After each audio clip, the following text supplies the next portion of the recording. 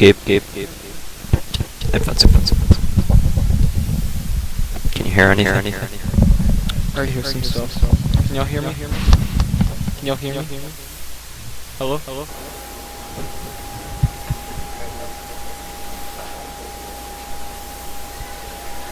Gabe, can you hear me? Gabe, can you hear me?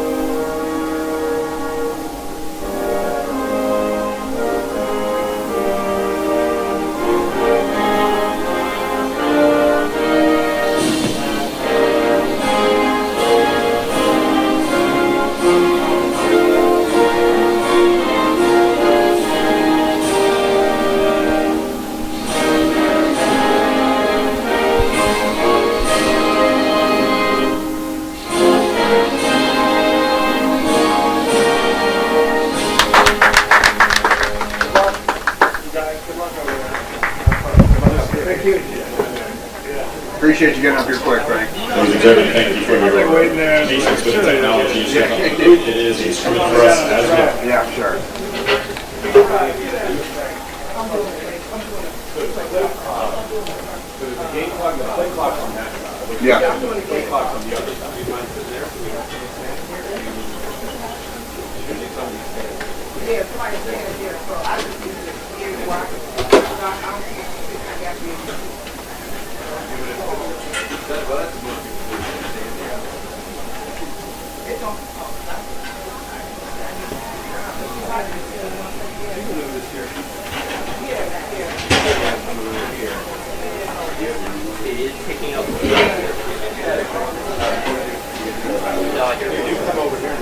No. This was just like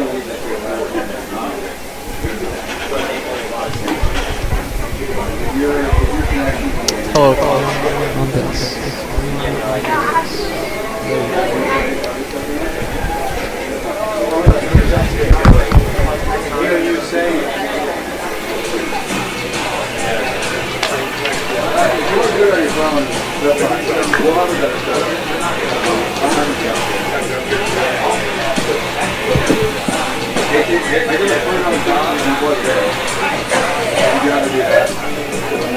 Let me see if I can get it set up.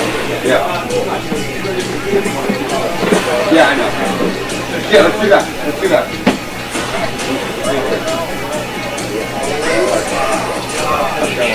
So, hey, Scott, we do need to figure out that thing. I should have had connection to be able to throw the ambulance there. I didn't.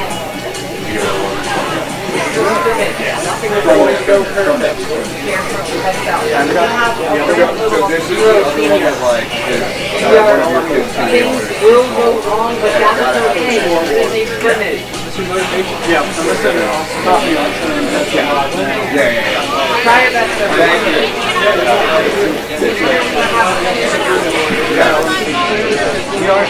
Hey, where did they drop off that? Who was up there? You guys get a roster? Hey, gentlemen, what are you looking for? You guys get a roster? They dropped off the roster. They dropped off that roster. That was from them. Oh, did you want Christian one? Is this there? Because I got their one off the website. Different. But they dropped it off. Yeah, we're not. Oh, they dropped it off. Yeah, they dropped it off and we're good. Okay. Yeah, we're just gonna. Yeah. Well, Wait, can I?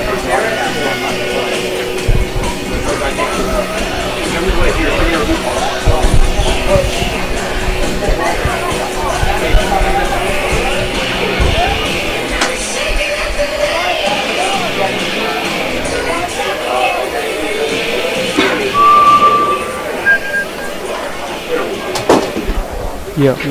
Again, I would have So Do y'all have a the Prince one Albert thing I was roster? going to do here was The only time you tell me not. fun. So we found a snack that we need to figure out. They need to have an Ethernet cord to do their stuff, and this needs an Ethernet cord. We don't have enough spots. So Scott's writing up an email right now. well, and got team Yeah, but I was saying, like, what I'm because I'm going to play the song. What do you get? Oh, what I'm saying, not our theme song. Play Kenny Rogers if you want to. So this would be, right now it's just, we're not against it. But this would be The start is in the middle, and then if you go to the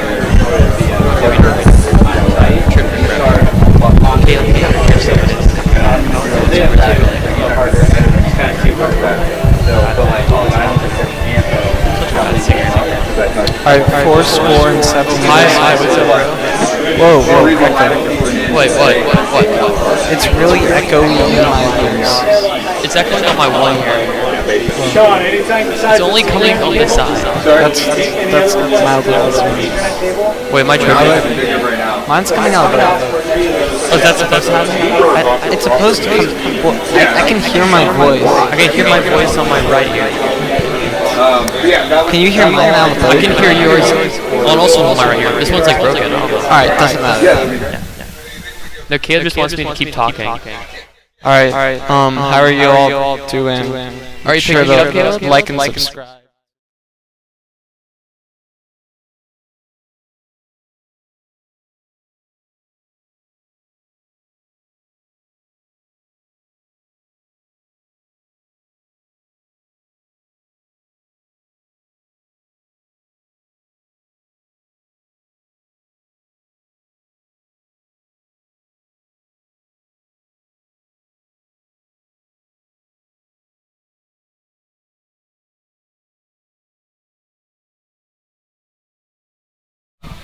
I'm still not. Alright. Alright, I've never done a football game before. I've done a few basketball games. I've never done a football game. I did a basketball game. Yeah, I know we've done basketball before. Yeah. Yeah, I've done some play-by-play for basketballs, but never football. Yeah. Not in a good way though. We lost that game. Oh yeah, I remember that.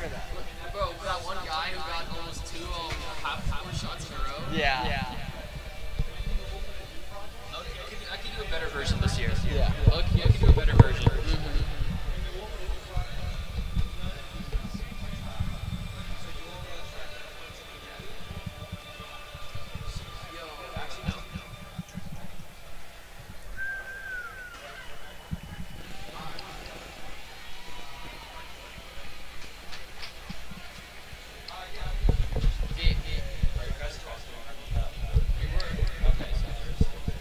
What the hell? What the hell? Okay, what the hell is this advertisement? Oh, frig. Well, is it Instagram or TikTok? Snapchat.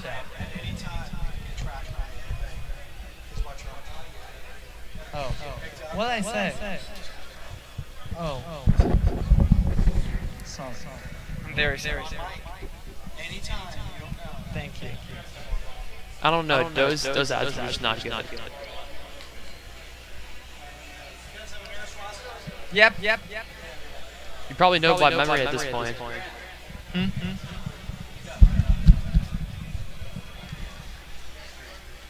Well, is anybody watching? I'll see. No biggie.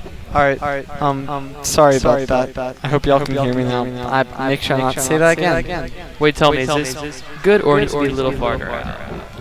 Sounds pretty good. I'm just gonna do it like this. Ed Maris with a touchdown! Oh my gosh!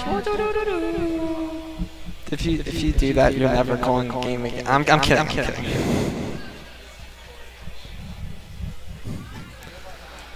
And Hudson Kleb is going after a touchdown. Kleb. You said Hudson Kleb. No, I didn't say Kleb. Oh, I said Hudson. Oh, I thought you said Hudson Cleb. I was like, it's Hudson Cobb. No, Hudson Cobb, yes. Yeah. Bro, we're besties in class. Awesome.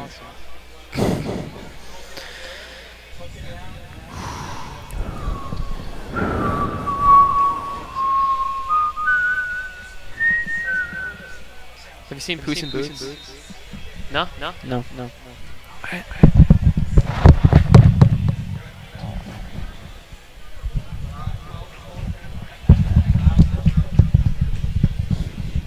And here come the Marist players. That's not Marist. That's not Marist? No, that's Prince Avenue. Marist is not playing the first game. My bad. Gabe, are we live? Yeah, but we have one viewer. That's what I'm saying. Gabe, are we live? Okay. Welcome, one and all, to the first football scrimmage of the year between the Prince Avenue and Hebron Christian. I'm Grant Crunk. Leo? Only me. And we have a great game in store for you. Our first one is Prince Avenue Wolverines versus the Hebron Christian Lions. Here's some info about the Prince Avenue Wolverines. They're in Class 4A, 2A private. Last year they were 8-4 and 3-2 in their region, making it all the way to the state quarterfinals. Their head coach is John Richt, son of the legendary football coach of Georgia, Mark Richt. Richt was an entry-level assistant for the Bills in 2015 and was a former Miami of Florida quarterbacks coach from 2016 to 2018. Here are some players to watch for the Prince Avenue Wolverines. Running back Andrew Beard, a senior, had over 1,250 yards last year with 13 touchdowns and 6 100-yard games. Now that's some serious stuff. Can't wait. I want to see how these teams are going to play today. I haven't seen these teams before, so I'm curious what they're going to play up today. Well, these teams do have some history together. The last time they played, Hebron Christian demolished Prince Avenue 63-20 in the Elite Eight. Yeah, that's a pretty big lead over the other team. Yeah, they played twice last year, and the combined score was 106-26. So let's hope that Prince Avenue can make this more of a contest. Hebron Christian is currently the number 21 ranked team in the state. They are back-to-back Class 4A 2A private champions, and their head coach is former Northwestern team captain and CFL player Clinton Davey. His son is also on the team. It's important to watch their starting quarterback, Jordan Green, a senior, tonight. Well, he'll be looking for some good stuff. As we're about to get ready for opening kickoff, and there are only two players on the field. I don't think this is kickoff, or is it?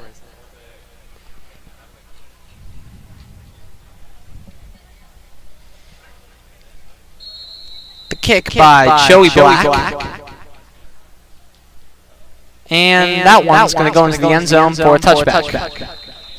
I'm still asking why there's only two people on that side. I think it's just because of a scrimmage. They don't want anyone to get hurt here. Potentially, I'm not really sure. And here come the Hebron Christian Lions. Remember today's games, the times have been changed to around 12 minutes for the whole game. I think it's two quarters. 2 quarters, yeah. Yeah, so 24 minutes. Their starting quarterback is... I can't tell.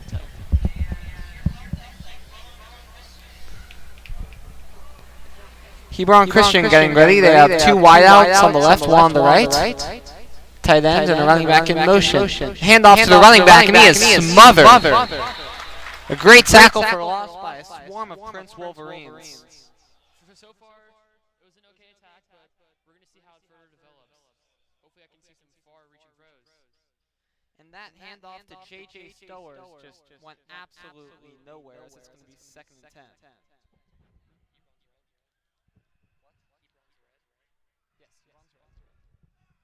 Hebron in magenta, well, like dark red with yellow numbers, and Prince Avenue is in white with blue numbers as another carry that is stuffed.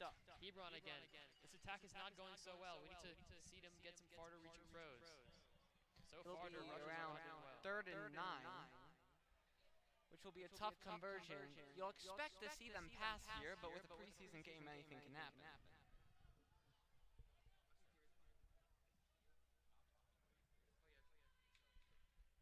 Green tries to get the defense, does not work, tries to get an audible from the coach. Around 15 on the play clock.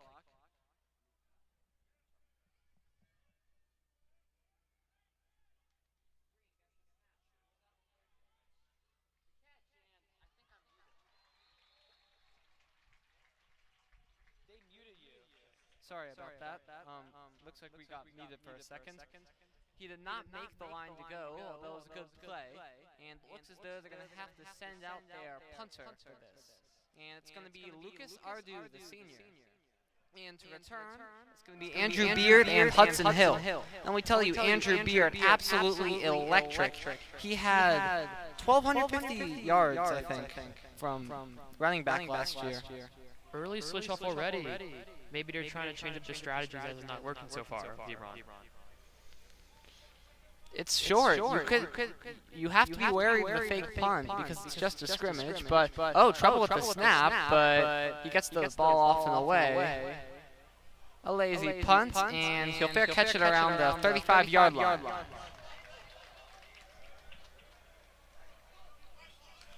And It's all good. And here come out the Prince Avenue Wolverines. They're the number 69 ranked team in the state right now. Dynamic duo Gavin Hollum at quarterback. And Andrew Beard at running back. Willingham and Coleman out wide along with Jarrett Major. See what the Wolverine can do. They passed more than most teams. He had almost 600 yards passing last year. Hollum gets it. It's a toss. What a stiff arm, but he can't get much from it. Easily tackled. Already pretty good impression by Wolverines. So far, so good. Bo Bennett with the tackle on that play. And it's going to be around 2nd and 7 for the Wolverines. I like the energy that the Wolverines are bringing. It's already a lot more, you can feel it. A lot more aggressive. And it looked as though Hebron was kind of sleepwalking through their first drive as they hand it off again. They'll get around 3 yards for a manageable third down. They're already nearing the first down. It's going to be a close one. Leo, I didn't know if you noticed this, but for Marist, it's going to be the first time ever that players are allowed to wear single-digit numbers. Wow, that's actually a pretty cool fact. Yeah. Under pressure, and that'll be a sack. Can I ask the reason? Do you know why for that single digits? It's because the Chadwick didn't want seniors to be sharing numbers with anyone, so everyone's allowed to wear their own number. Otherwise, we would have had duplicates. And it's going to be Joey Black out to punt. Black serves as both the team's kicker and punter as one of the best in the state of Georgia. We'll see how he can boot this one away as Hebron will have 2 back. Wolverines need a good move here in order for them to get a touchdown. This is really all or never. Black boots it away, and it's going to be a fair catch caught by Holden Mears. That'll be a change of possession. Still 0-0. Both teams have had the ball. 2 straight 3 and outs, and it'll be Hebron looking to get the ball going. Hebron had his first chance. They didn't do so well. We'll see if they can turn it up and change the direction of this game. Not what you'd expect from a back-to-back state champion, but then again, that was just their first drive, and as we said earlier, it doesn't really matter. It's just a scrimmage.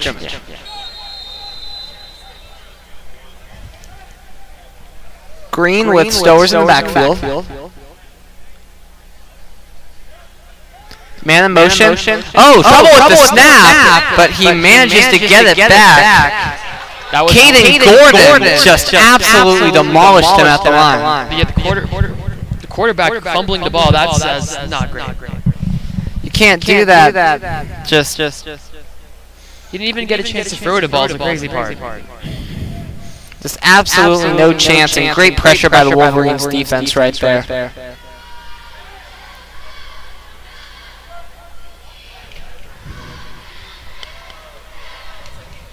Green hands it off to Stowers, finds a little bit of room, but only about 2 yards. Minimal gain, it's going to be around 3rd and 14 or so.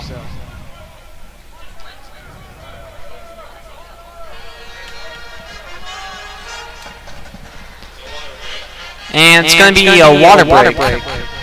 So far, nothing major on either side. Really indecisive game so far. Both teams just trying to get a feel for their offenses. But you're going to have to wonder when one team's going to try to take a step up in this game, whether it's with a trick play or just slow, methodical grinding the ball. Again, this is not a real game. This is a scrimmage. These teams are trying to figure out and see what strategies work and don't work. Absolutely, it's super important to do that. Prince Avenue, despite having a small football squad, they're a pretty good football program in the Class 4A 2A private. Made it all the way to the Elite 8 last year, like as we said earlier, being defeated by the Hebron Lions.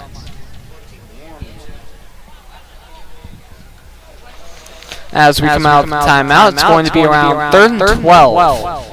And Jordan Green is going to be trying to look for a good conversion right here. You're already down halfway through the first quarter. These players getting some all-important hydration, and absolutely, it's super hot out here, and safety has got to be your #1 priority. It is hot out here today. I'm sweating personally. As Hebron breaks the huddle, getting ready for a 3rd and very long. Hebron usually employs a structure with 1 tight end, 1 running back, and 3 wide receivers. A pretty common subset you'll see in college and the NFL. Receiver in motion, it's going to be a jet sweep. Finds a few yards, and he'll get around 7, I would say. That was a pretty good run by Hebron. Unfortunately, it's not going to be enough, but it looks like the offense is staying out there on 4th down. Pretty gutsy decision right here for Hebron, and never mind, looks like they're going to punt.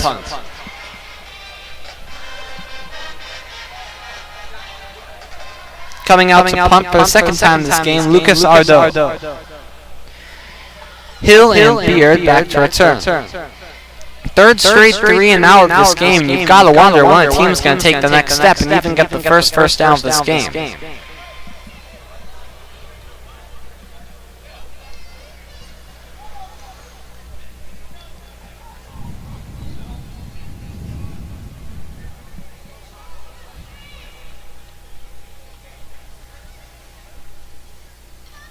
Odo gets the snap, boots it away. And that ball is going to be pretty good inside the 15, and that's a great pump by Ardo. Now it's back to the Wolverines and see what they can do with the ball. And that will go down as a 48-yard punt.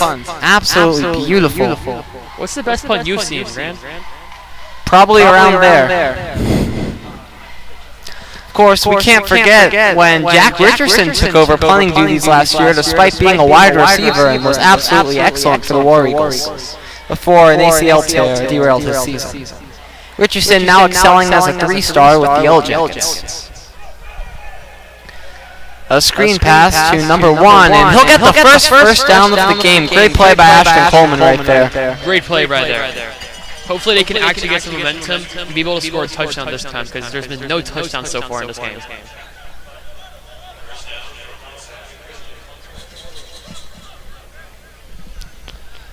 Hullum had 8 touchdowns and 4 interceptions last year. Not bad for a sophomore. He's coming into a junior year. Not bad at all. Man in motion. It's going to be a handoff to Beard. And Beard finds no room at all, and he is tackled by a swarm of Lions. Every single time the Wolverines keep on giving the ball to the quarterback and Beard, it's just not working so far. I think we should change it up. Definitely important to see what's going on. And as you can see, the era of high school football has been changing so much. I don't know if you can see it on the broadcast, but there are some coaches down there that were all giving 3 alternate signs. Now 2 of those are decoys, and one of them is the real sign, adding to this layer of trickery and deception. And Holland can't get anything as he is tackled behind the line. Well, tackled. He can't hit the quarterback. It's going to be around 3rd and 17. How do you feel about the level of offense that's been going on in this game, Leo? So far, nothing exciting has really happened. They keep on using the ball of the quarterback and not much gain, and they both keep switching the ball around. I completely agree with you, Leo. You've got to step it up. 4 wide receiver formation. Major in motion. Here comes Beard. Fakes the handoff. Fires downfield. Great play! And wow, all the way down inside the 40. An absolutely amazing play. Beautiful pass by Beer. Hebron's defense was just not doing so good at that moment. A 45-yard dot. They got Hebron's defense while lacking. Holman.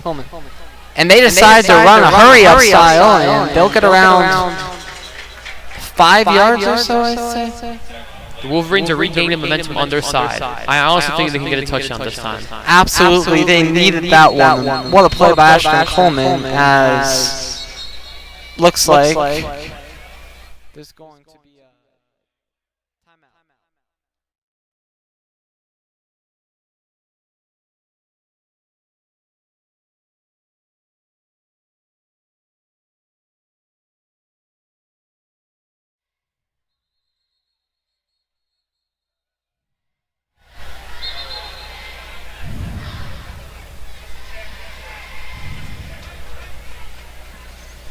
I think I know why the Prince Avenue they tried to run such a quick play.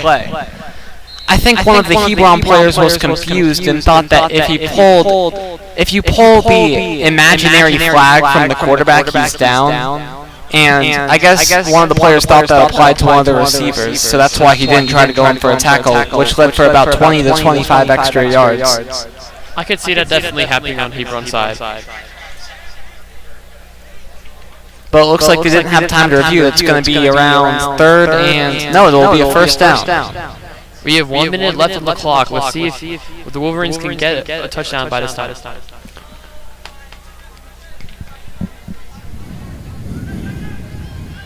Looks like they're not quite in a hurry, and they'll be content with letting the clock run out. Screen pass to Hill, and he can't find much, maybe a gain of 3 or 4. Less than 30 seconds remaining in the first. The Wolverines need to hurry up and make a long throw if they have any chance of getting this.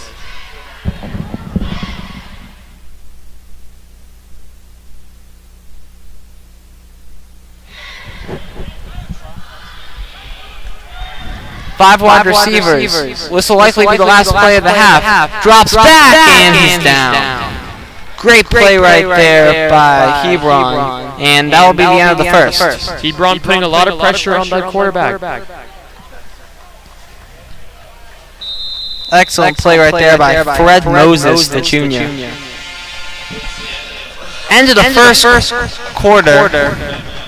It'll be 0-0. We're locked in a scoreless draw. But Prince Avenue is driving. Leo, what do you think about this drive? So far, the Wolverines are pulling up something different, and I think they have a good shot. Definitely, they've had a few clutch conversions, but they'll need this one. It's going to be around 3rd and 11. They're on the first quarter, so they definitely are pulling something good here. I'm not sure if they have the range right here for Joey Black. It'll be around 45 yards. That's possible. It's possible, though. He's a very good kicker.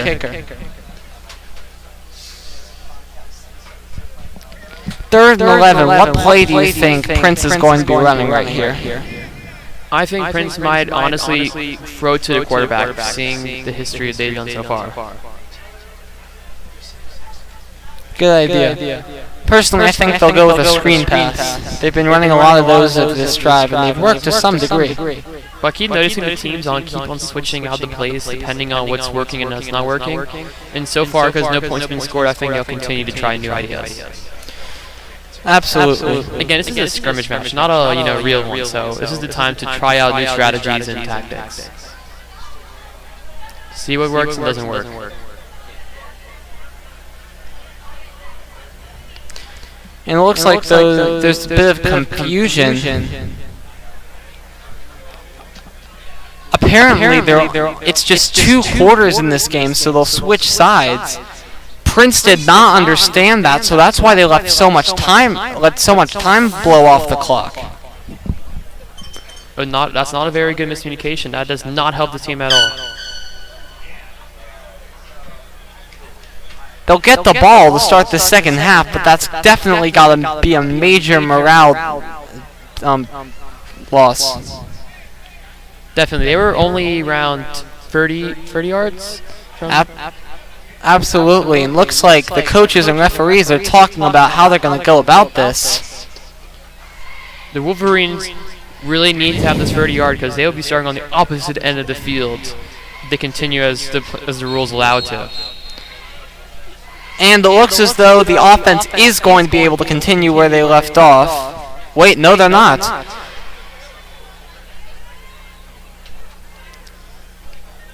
Not quite sure what's going on. So far, very confusing.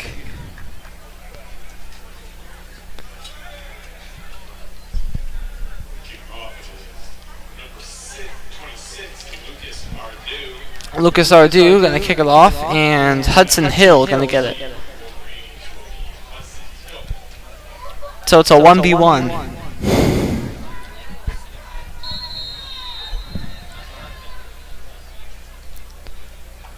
Ardu kick it off, and that'll be in the end zone for a touchback.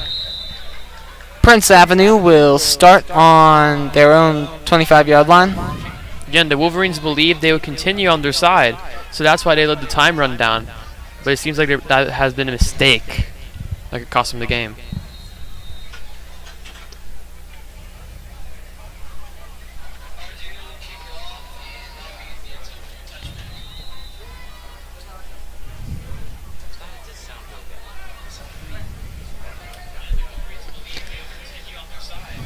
Gavin Hollum getting ready to lead out the Prince Avenue Wolverines for the second half.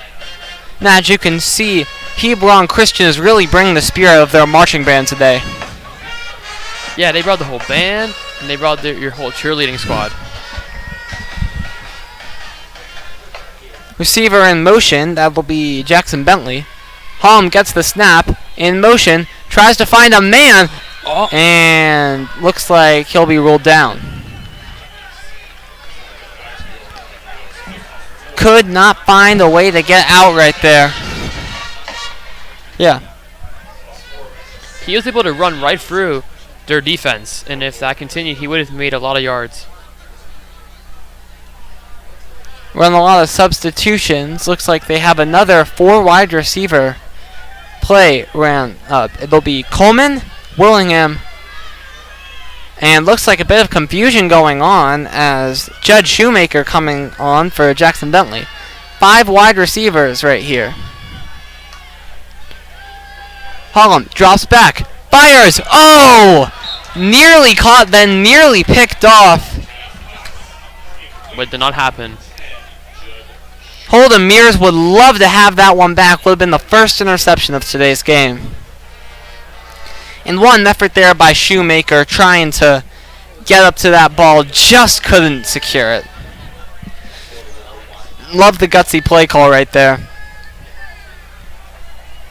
It'll be 3rd and 14 for the Wolverines.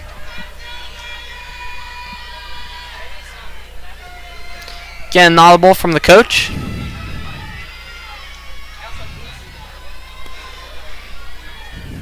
Hebron will play 3 on the line, 4 linebackers, and 4 in the secondary, as looks as though a timeout will be taken. Timeout Prince Avenue. It's been a battle of conflicting strategies in this game, but it looks as though Prince Avenue has been opening up their playbook and started passing the ball a lot more. What do you think of that strategy? Honestly, I think Prince Avalon has a good shot idea, but I think the Wolverines have so far been doing better performance-wise than the Princes. I completely agree with that. Wait, yes. Prince Avenue is the Wolverines.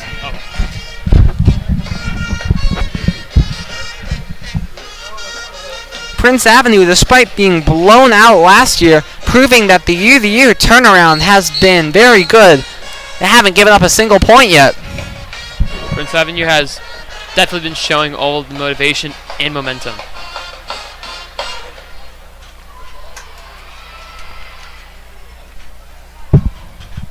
Third and 14.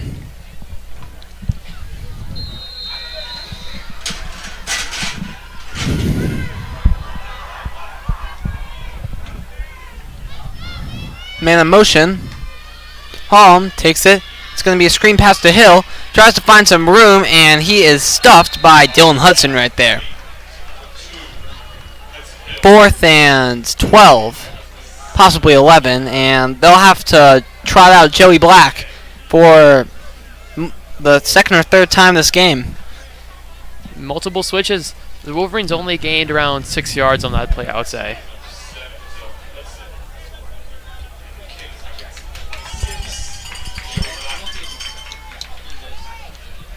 An interesting strategy right here. They're going to have Gavin Hollum on the punt team. He's their starting quarterback. Could be a possible fake right here, although that would be incredibly risky. There will not be a fake as Black gets it away. And it will be caught by Dylan Hudson at around the 47-yard line. So that'll be a 33-yard punt. Fair caught, so no return. Earlier you did say that a quarterback on a team became the punter, and he was really good at it. But he was a wide receiver. A wide receiver. So it shows that punting can be more of a secondary position in high school football. Most schools don't have a separate kicker and punter. For example, Marist, Tyler Barradell shares both kicker and punting duties, and he's arguably the best kicker in the entire state.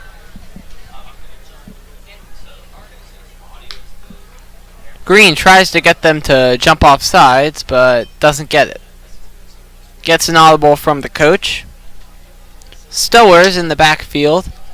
Tight end, and looks like they have a 6 offensive lineman format coming in here. It'll be a handoff to Stowers. It's a trick play! Dylan Hudson finds some space, and he might be gone! 1 man to get, and he gets into the end zone! Touchdown, Hebron! What an absolutely electric trick play. Dylan Hudson turned on the Jets right there, and it's 6-0 Hebron. Dylan completely flipped over the momentum of this game so far. Now Hebron is leading this game. Absolutely incredible. And like I said, this is the perfect time to bring out some of the tricks in the book right here, as they'll line up Lucas Ardu for the extra point. Will be held by Micah Kiles, the backup quarterback. The Wolverines must be under a lot of pressure right now. And they need to find a way to score right now. And very quickly, as just 8 minutes left in this game before the JV squads take over. Time is not on their side. Ardo's extra points, easily good. And that'll be 7-0 Hebron. I mean, that might be one of the best plays I've seen all day. Someone submit that to SportsCenter Top 10. That was the best sports play, I would say, all day. Absolutely incredible. This is the first game, though. We'll see a couple more games, and we might see better ones. But that was definitely the best so far. And those types of plays are what make state champions, just like Hebron. They're the type of teams that realize what they're doing isn't working, and then they have the guts to call something completely unprecedented.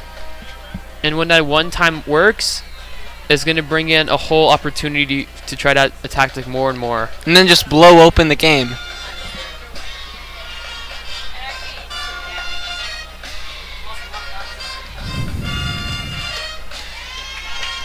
Ardo to kick it off. Hill to receive. I gotta say, the bringing the band from Hebron has been pretty good so far for morale. Absolutely, bringing the spirit here, hyping this crowd up, especially with all the cheerleaders. And for Prince Avenue, they have neither a marching band nor cheerleaders. However, success isn't measured by either of those things. It's measured by the strength of your football team. As Prince looks to strike back with the limited amount of time left in this game, can Gavin Hollum lead this Prince Avenue squad down the field and tie up the score?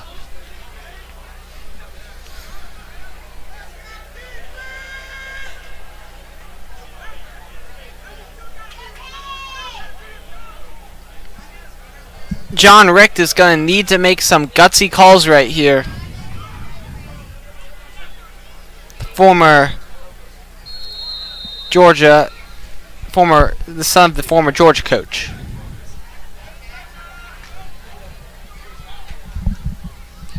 And they'll send out their players here. Looks as though they'll have a running back in Jackson Bentley and wide receivers in Cardea Willingham, Ashton Coleman, Hudson Hill, and Jarrett Major. Wolverines have 4 wide receivers. It'll be a screen pass, but Coleman can't get it. That'll be ruled incomplete, no fumble. It was not a backwards pass, and it'll be 2nd and 10. The Wolverines really need to get something going here. Time is not on their side. And just, how about that defensive pressure from Marley Woods, Keith Becker, and Fred Moses, I think. They, despite having just 3 men, they are just ripping apart the defense right now. Oh, no. Not an interception. I thought that was a different player. My apologies, viewers. This is my first game, y'all.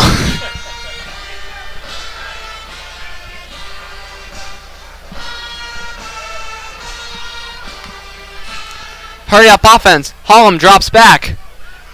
And he'll be tackled before he can make a throw.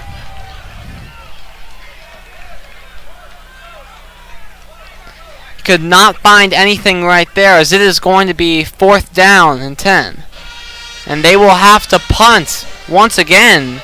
Might be the 4th time this game they've had to do something. I think it's 3rd, actually. 3rd time they've had to do that. Wolverines' chances of winning are slipping from their grasp.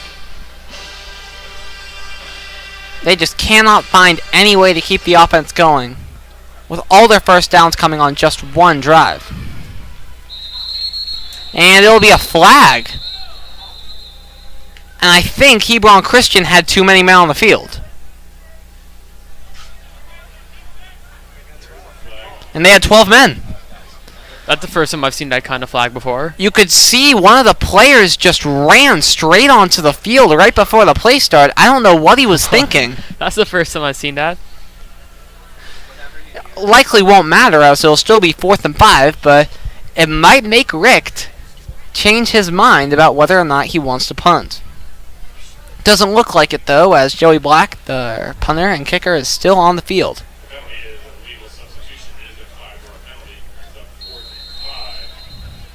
Now they have 11 men on the field.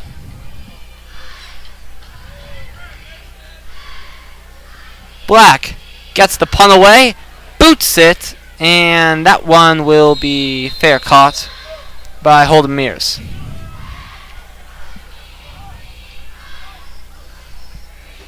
"35-yard punt right there, no return. And with less than 6 minutes left, if Hebron can sustain a long drive, this game might be over.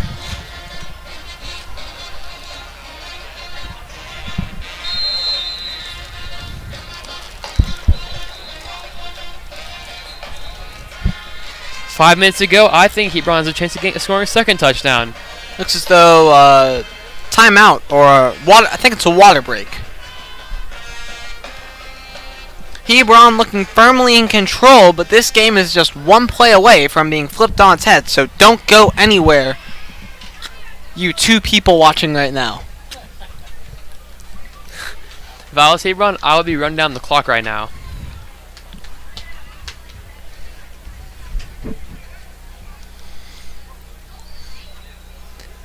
Hebron, they've only had one amazing play this entire game, but that's been the difference.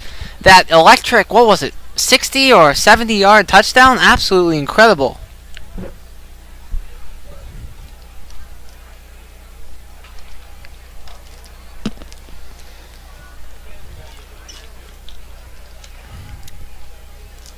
Marist just had their first day of school today, but some of their sports are already in full session. In addition to the football game that's being played today, softball and volleyball have already had wins under their belts, with volleyball having not dropped a single set yet. They're 4-0 on the year. Volleyball won state last year in a thrilling 5-set win upset over Pace.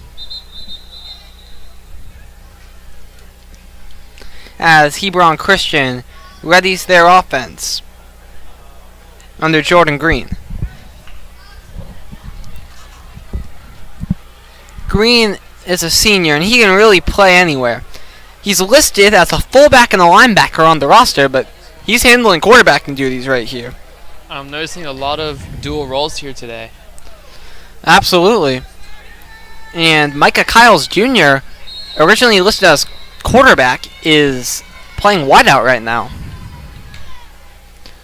It'll be a handoff to the running back, and he gets about a yard. JJ Stowers has just not had the type of game, and whoa! Looks as though there's a fight going on right here. Not the type of stuff you want to see in just a scrimmage. Drama on the field.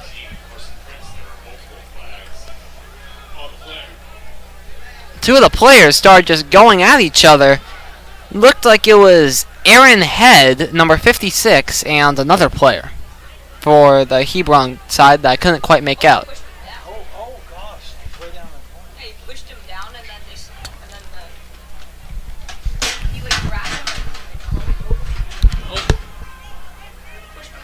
Yeah, right there, that was Aaron Head. Don't know what got into him right there. Maybe just the heat of the moment.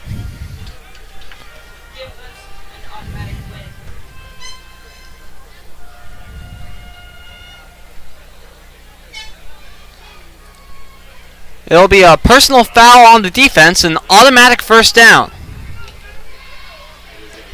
15-yard penalty in the spot of the foul. That's a pretty big penalty. And that is just not the type of stuff you want to see. That just lacks discipline. This team is not going to like that.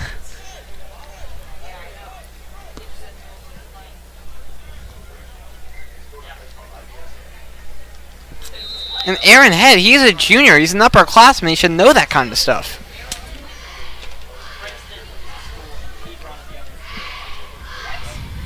Jordan Green readies with Stowers in the backfield. Kyles, along with two other wideouts, and Gino Barahona. Handoff to Stowers. No. And a great play. He lost the football. And it's going to be recovered by the defense. What a play by Carson Prince right there.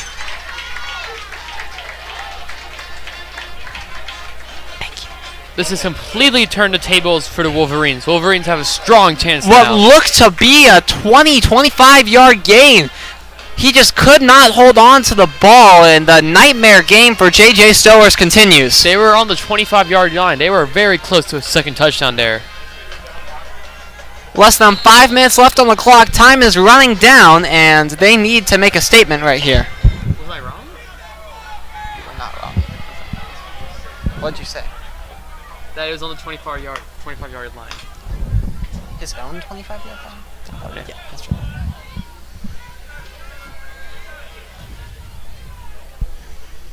Holm gets the snap. Gonna hand it off, and they got about 2 yards right there.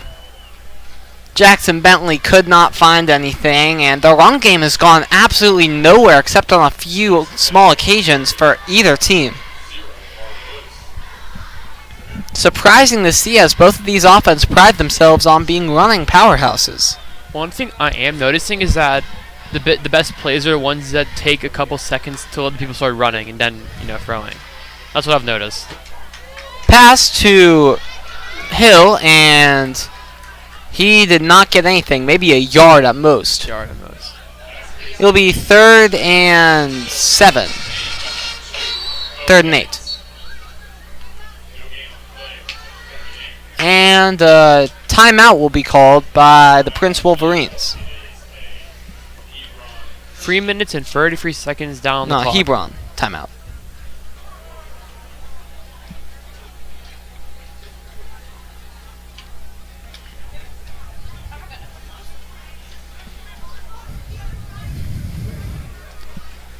Prince is based in Athens and Bogart, Georgia. Did you say Bogart, Georgia? Bogart. Bogart. Yeah. Where I is- have no idea where where is that that? is. It's near Athens. Okay.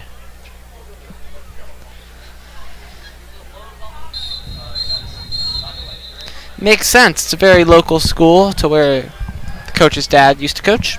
Dad, Georgia. Mark Richt. That's like the 4th time I've said that this game. Gavin Holland, 3.5 minutes left to lead this thing to a tie game. Let's see what the Wolverines can play here. Holland drops back. Can't find any space, and he'll be quote-unquote tackled. Marley Woods right there just found his way, and this offensive line has had more holes in it than Swiss cheese. As for the 4th time this game, this is only a 2-quarter game, they will have to punt. The Wolverines' offense is not so good. And the Wolverines' defense has been the one thing keeping them in this game. It's like the opposite. Wolverines are having a really bad offense, and their enemy counterparts, the Hebron, is having a really good. Wait, no, never mind.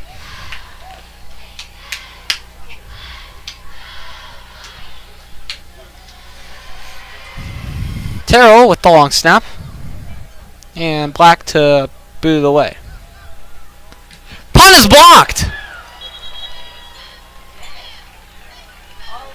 What a play right there from Bo Bennett. Absolutely incredible play.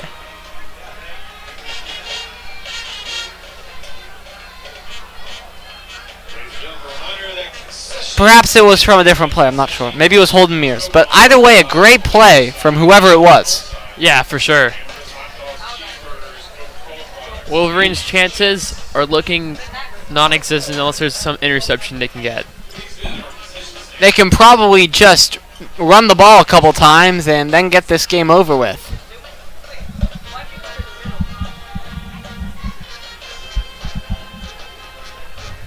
Hebron's coach is a former Northwestern team captain who had a spot in Lions training camp in 2011 and ended up making a tackle with the Winnipeg Blue Bombers. Stowers manages to find some room. He'll go in the end zone. Touchdown, Hebron Christian. That'll be 13-0 now. Hebron has an extremely large lead. I don't think the Wolverines have any chance of bringing this back. A minute 26 left, and this game looks all but over. Now let's see if Hebron can get, the 14th point now.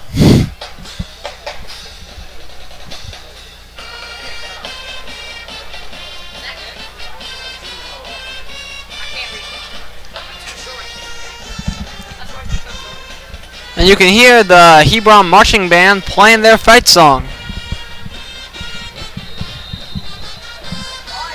And it'll be Lucas Ardo to kick it. He's 1 for 1 on extra points today. And the kick is good. 14-0 Lions.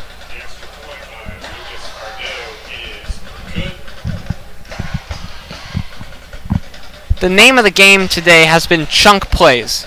I find it funny how after the ball is kicked, a bunch of those kids ran to get the ball as fast as possible. It's almost like a competition between them. I think they're the ball boys for the two teams. And yeah, I have no idea what they're doing down there. Minute 26, the Wolverines have basically no chance.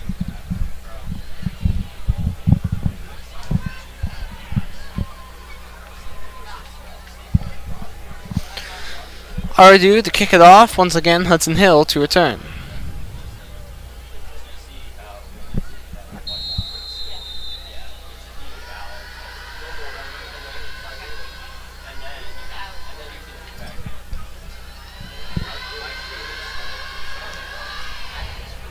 That one will go into the end zone. That's a touchback. Holland at least looking to make this game a little more respectable and add some points to the board before this thing is all said and done.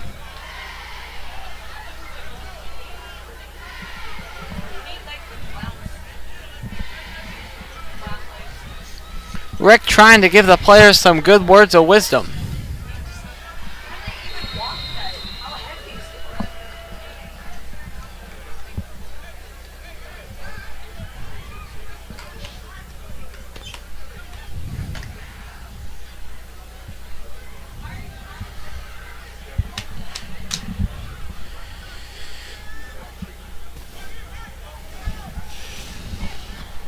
Hollum and Bentley in the backfield. Willingham, Coleman in motion now. Hollum passes it to Hill. Hill gets a little bit of space, hit hard, and that'll be around a 4-yard gain.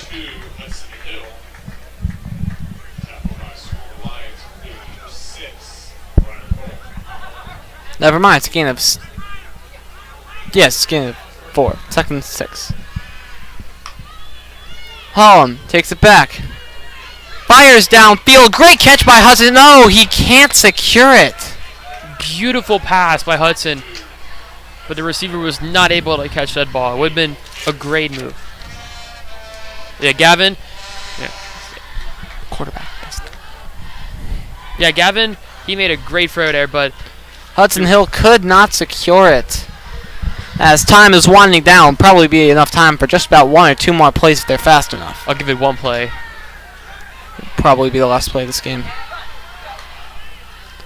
Hollum. It'll be a screen pass to Hill. He'll get the first, find some room to run, and he goes out of bounds. Hudson made a good pass there. Seems like the Wolverines figured out their game in the last part of this game when the game was all but assured. And looks as though this is going to be the last play of the game.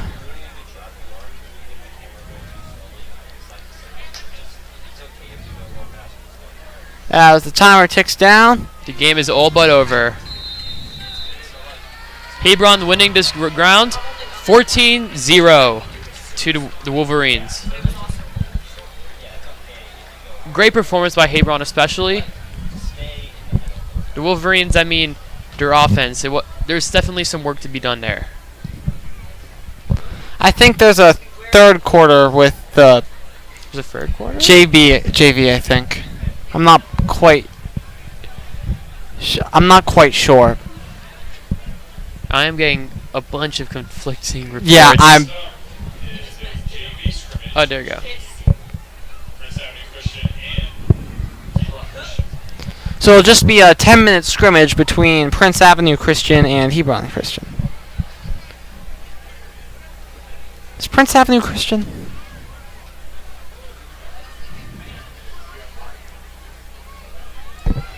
Yes. Prince Avenue Christian School is Christian. How many you're watching? Keyboard?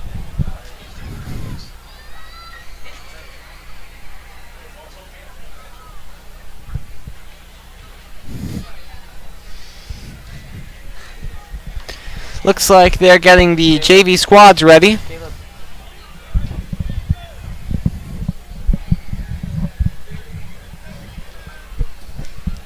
Just a quick 10-minute game and then Marist will be ready to take the field. I'm hoping that the JV for the Wolverines will bring a different, type of game to this field.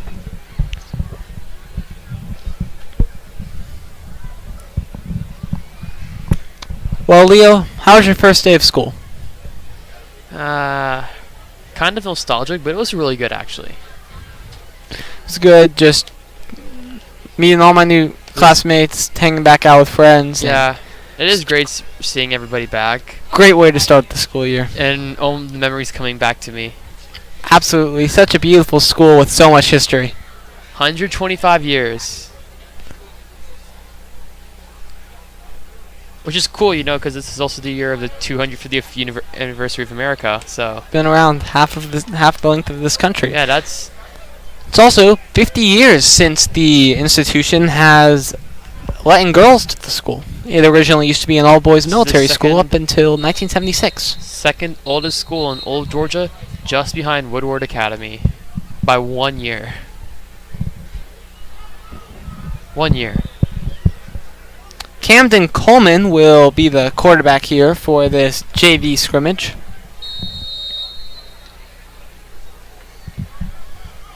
Jacoby Beard in motion, little brother of Andrew Beard. Hands it off to Jackson Bentley. Can't find anything, as it looks like Justin Tanner, one of the linemen, lost his helmet. And Tanner's going to have to go out for a play and will be replaced by Santi Arispuro. Brady Kopanex, Colin Carney, and looks like Bankston Terrell, who's the long snapper for the last game, will be in there. Passes it, tipped! And did he catch that? Hebron almost had an interception there, almost. Did not catch that. Looks like it was an incomplete pass. Very close to interception. Very interesting formation right here. And looks like it's a trick play. Passes it to the running back, but he'll only manage to get about a yard or two, as that will end in 4th and 10. Looks like they'll have to punt here. Can I see the roster again? What is this? Is this for the JV? It's both. Okay.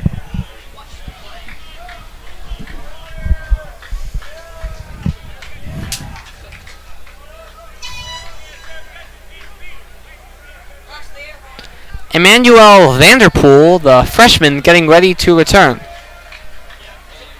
And looks as though they don't have a punter for the JV team, so they'll just place the ball where it would be. And a bit confused as to what's going on right now. Yeah, I'm kind of confused also what's happening.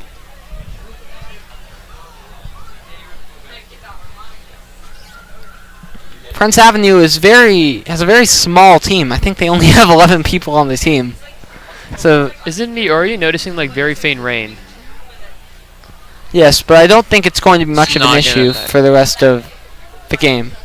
Looks as though Quentin Davey Jr., son of head coach Quentin Davey, gets it. First pass, launches one, nearly caught by the wide receiver right there. That was a great pass. But he could not quite secure it. That one was to Michael Kiles, I think. No, it was I need to get better of these numbers, man. Cam Brown is in the backfield along with Quentin Davey. And a couple of Marist players getting ready for this game on the sidelines. Matter of fact, I think that was Major Grimm, actually, who got the handoff right there. And Brady Kopanex taking him down. Only giving him less than a yard. 3rd and 5 for the Lions, as a ball just came onto the field. Very random. I think that was Andrew Walker right there. Marist crowd giving them a hard time about it. Davey fires it, caught, but no, he cannot secure it right there. Emmanuel Vanderpool tried to make a great play right Colton there. with a successful block right there. Colton Cardy. Say their last name. It'll be 4th and 5, and I think they're going to go for it. Right now it's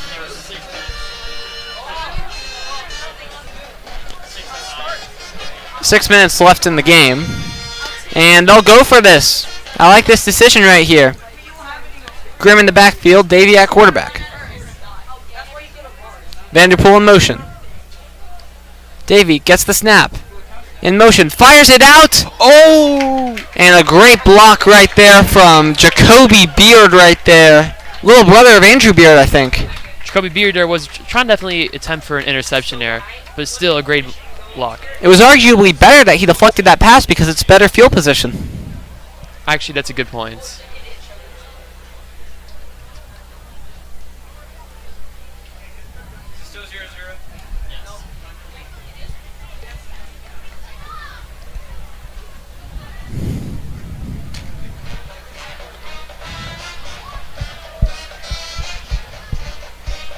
And there will be Camden Coleman getting ready to play some football at quarterback. 4 receivers, less than they did earlier with 5. Fires it to Beard. Beard finds some motion. Gets the first down, but taken out of bounds by Jonathan Charles.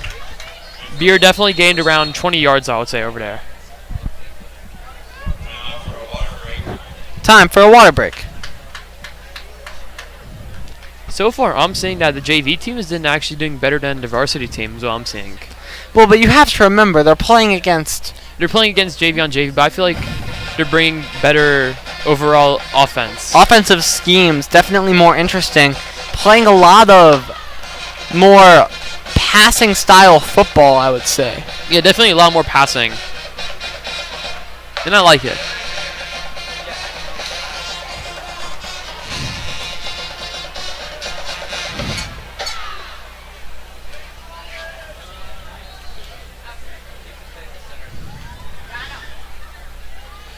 With 4 minutes and 48 seconds, I think this is anyone's game, honestly. Absolutely. Just a quick reminder that the game is allowed to end in a tie, as it is just a scrimmage.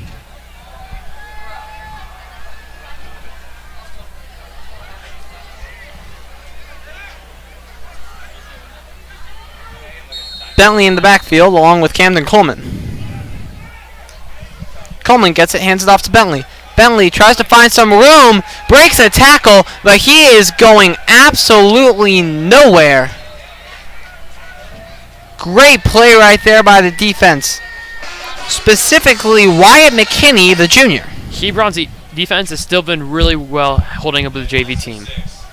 6-yard loss right there as the Wolverines look to regroup. We're on the 3rd down, I believe, right? 2nd and 16. Okay.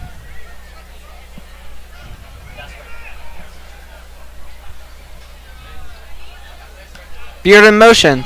Coleman will do a touch pass to Beard. And big hit right there by Wyatt McKinney once again. 5-yard gain, I would say there. McKinney getting some cheers from his fellow teammates. He walloped that guy out of bounds. The 45-yard line. Wolverines need to make a big play here now.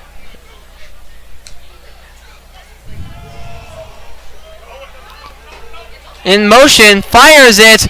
Oh, and he could not quite catch that. Valiant effort from Colton Carty right there, but the ball just barely hit the ground. Colton Carty was so close to catching that ball.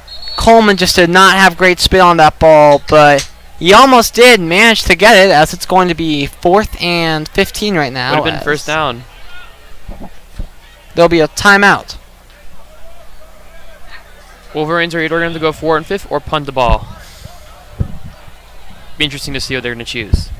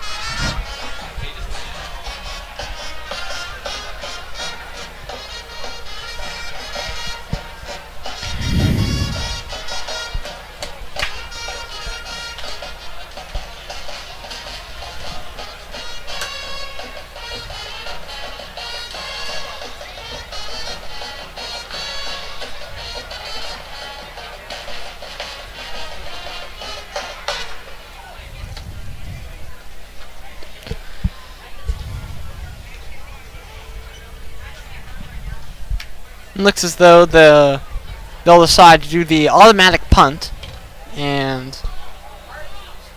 it'll be Hebron Christian ball at their own 20 with 3:12 left in the game. So they look to mount a game-winning drive.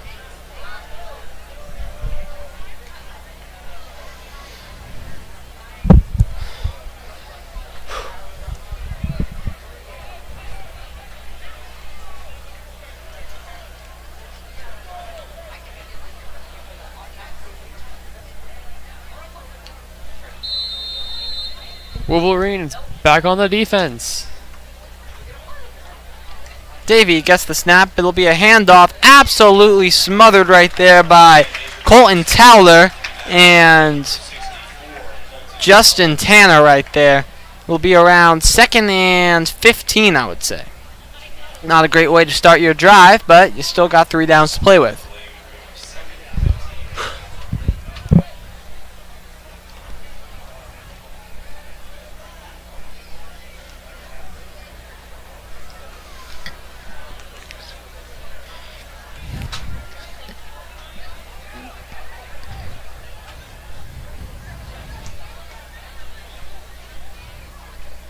Man in motion.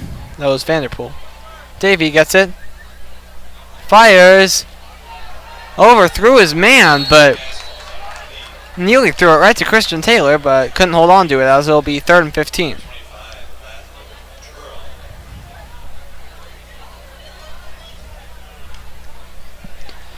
Up next, Marist football will be coming out. They'll be wearing their white jerseys. In around 2 minutes. 2 minutes down to the game's end.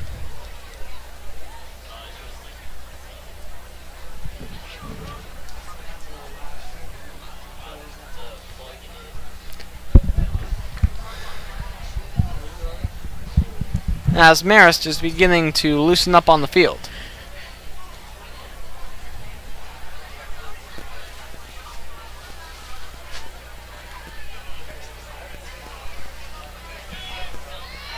Couldn't quite get the ball out there. Just trying to get to Emmanuel Vanderpool. Will Henderson there attempted an interception there for a second.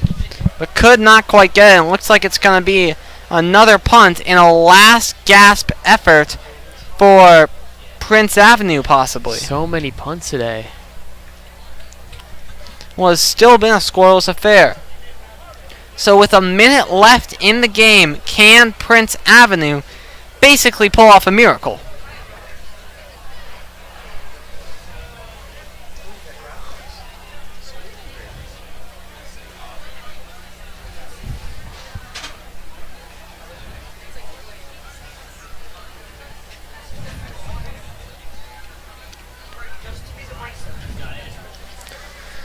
Camden Coleman will look to put his name in the scrimmage history books.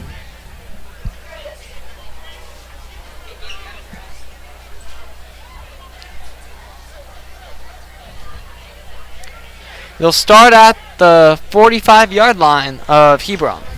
Can they get 45 yards here? They're going to need some trickery right here. Coleman's first play, it's going to be a run. And looks as though Luke Holliday got about 4 there. Less than a minute left in the game.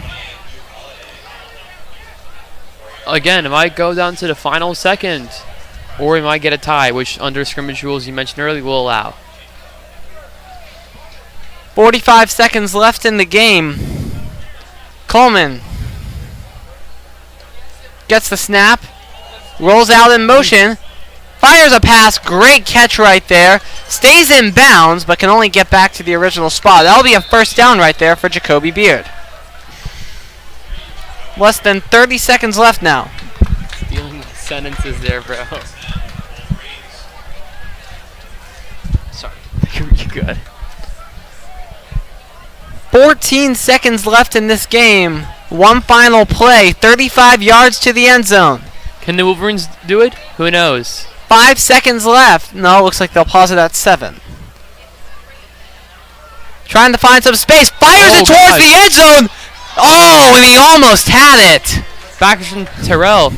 So close to a touchdown there, but the game is going to end. Could not quite get it, and that is going to end the game. It'll be With a tie. 0-0 tie. I would say good showing by JV team. The Wolverines definitely showed a unique style of attack. So when they become varsity, I think they'll do a really good job. Great performance from both teams, though, you know? Absolutely. And as we go back to the varsity game, it was clear that despite Prince giving Hebron a run for their money, Hebron clearly was the better team. It'll be interesting to see how it plays out in the regular season, though, as preseason results mean nothing, as we saw last year. Marist did not look like a very good team last year with the preseason loss, and then they lost to Jefferson. Then they rattled off what I think was like 12 straight victories or something. Part of an absolutely incredible season that saw us going all the way to Benedictine in the state Marist semifinals. had a great season last year.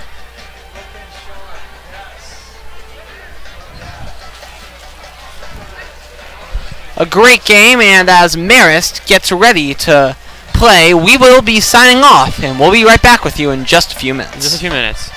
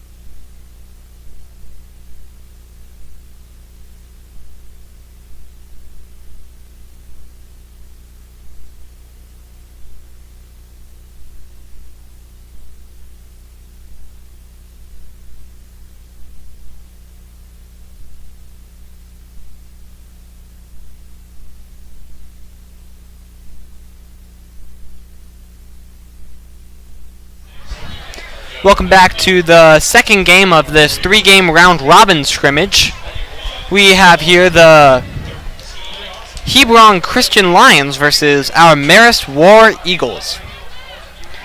It'll be Lucas Ardu to go back, and for the return, it's going to be Hudson Cobb and Ferdy Gondo, both of which is going to be their first career starts in the very new-look Marist team. They got a new starting quarterback, starting wide receivers, running backs, all that jazz. James Lasco led the War Eagles to a semifinals appearance last year under head coach Alan Chadwick, who's just 20 wins away from tying the all-time state record held by Bobby Campbell. Absolutely incredible. Yes, Coach Chadwick is a few wins away from tying and breaking the record for most wins in Georgia high school football history. It's absolutely incredible what he's done at this program. Wonderful. The greatest coach in Georgia history, in my opinion, and he soon will be, according to the record books as well. And looks as though starting quarterback for today is going to be Hayes Rollauer, number 5. Wideout's going to be Alejandro Espalosin. It'll be Dylan Chiok in the backfield. And Marist's signature triple option. Rollauer, he'll pitch it, and they're going to get some room right there, and that will be Colin O'Leary for the first down. Good play by Marist, able to get the first down, move the chains. Good run by Colin O'Leary. Marist last year went 12-2, 8-0 in their region in a semifinals appearance. Some players to watch are, in his first career start, it's Hayes Rollauer as the handoff. No, he fakes it! And Hayes Rollauer going down. He's at the 40, 30, 20, 10, 5. Touchdown, War Eagles! Touchdown, Hayes Rollauer. And the student section is going bonkers right now. Hayes Rollauer with a 65-yard scramble. Great play by Hayes Rollauer there. He takes the ball and he runs, and he fakes out the defense. Is able to score a touchdown for the Marist War Eagles. Tyler Baradell going on for the extra point. He was absolutely electric in the kicking position last year. He either didn't miss a single kick or he only missed one. But either way, it was an excellent performance by him as he lines up for this extra point. Baradell is committed to the Citadel, a top-tier FCS school. What? He's committed to Wake Forest. Wait, I thought it was the Citadel. Baradell's committed to Wake Forest. Really? Wake Forest, my apologies.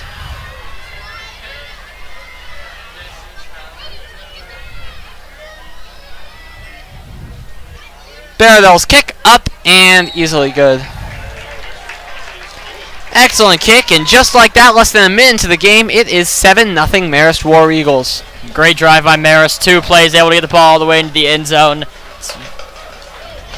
Now let's introduce some of the key players for Marist.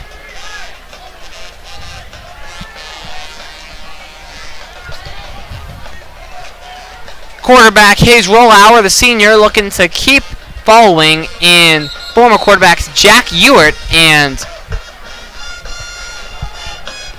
James Lasco. Wide receiver and defensive back Engen McCarthy is looking to provide a much-needed help on defense where they lost a lot of players. And also, you can't forget number 54, the electric can-do-all athlete Lucas Rosser. I can't remember another instance of a player who started the season at fullback and then transitioned to the offensive line mid-season. Absolutely incredible performance. And also Cooper Martinson, the junior, who has 17 college offers. Yeah, Cooper Martinson has some incredible offers, including one from Georgia. It's absolutely incredible for a junior. Georgia Tech, Florida, Duke, Texas A&M, Wake Forest, Boston College, UAB, just to name a few. He's definitely got his plate full for the upcoming couple of years as Baradell gets ready to kick it off.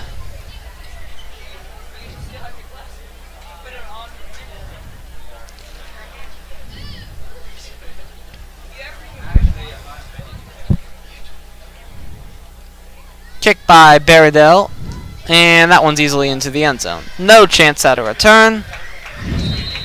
And this will be Another timeout for the Hebron offense. Once again, led by their senior quarterback, Jordan Green.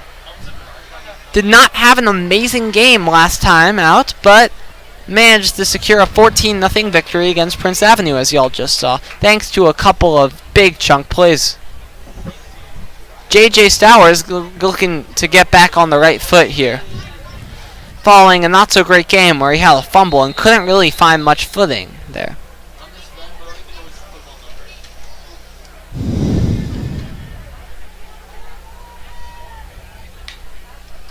Handoff to Stowers, finds some space, but immediately tackled right there. That'll be Vince Fiore. Good tackle by Fiore there to stop the runner in his place. Senior D lineman stops him for just a 5-yard gain, and it'll be 2nd and 5 for the War Eagles. Looking to get to the line in a hurry, hands it off to Stowers again. Cannot find nearly as much room. Tackled by Rosser, Fiore, and Jack Weeks. It'll be 3rd and 3.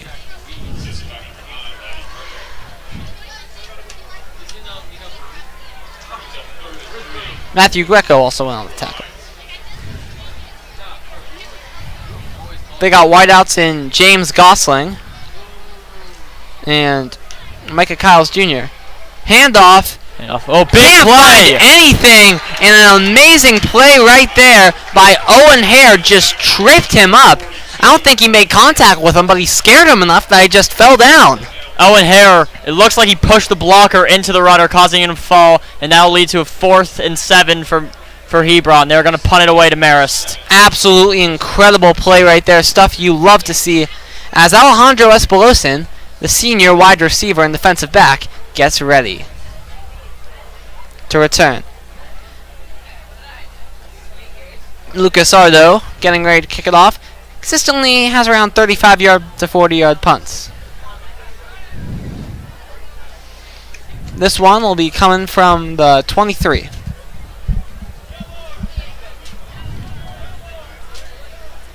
And there's a guy in the backpack on the field. Pump by Ardo. Gets it. It's going to be a fair catch by Espolosin. Caught at about the 33-yard line. 44-yard punt. 43-yard punt. Great kick right there. As Hayes Rollauer is going to get back on the field. Good defensive drive from Marist there, able to get the ball on their own 33. Some decent, solid field positioning. Let's hope they can see if they can get another trip to the end zone like last drive. Absolutely. You love to see a forced 3 and out right there. At the end of the varsity, just make sure to do like a closing. Like, thank you for tuning in, whatever. And looks as though there's a flag. Offsides on the defense.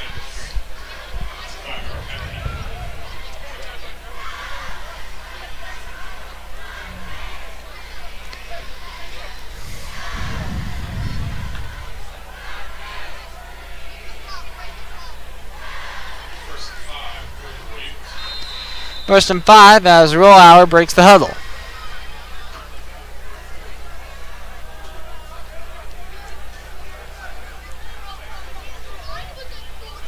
It'll be... Oh, and my goodness, a great play right there. Colin O'Leary finds some space, gets all the way down to around the 25-yard line. Play call was a toss to Cullen O'Leary. He was able to find a space in the defense, get the ball all the way to the 25-yard line. 41 yards right there, an absolute beauty of a play.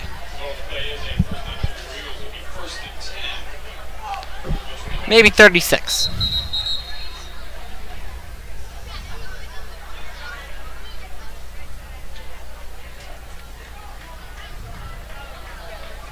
Rollauer looking to keep the momentum going. They send Etheridge out wide along with O'Leary. Tight ends are going to be Hudson Cobb and William Kilborn. Rollauer will take it, And he will get around 6 yards on the carry. It'll be 2nd and 4 for the War Eagles. Great run right there.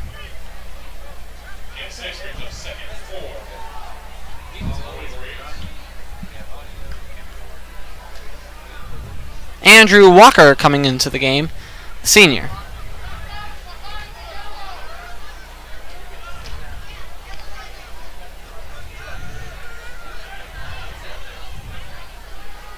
His brother Woods Walker also plays for Marist, and he's on the offensive line. Hand off to Gondo. Gondo finds space. He gets in the end zone. Ferdy Gondo for 6. That was a big play right there for the Marist War Eagles. Ferdy Gondo takes the head off, gets a 25-yard touchdown. Big play. First career touchdown for the blue and gold, and man, he is happy. He is just that amazing running specialist right there. Absolutely wonderful right there. Student section once again buzzing with excitement.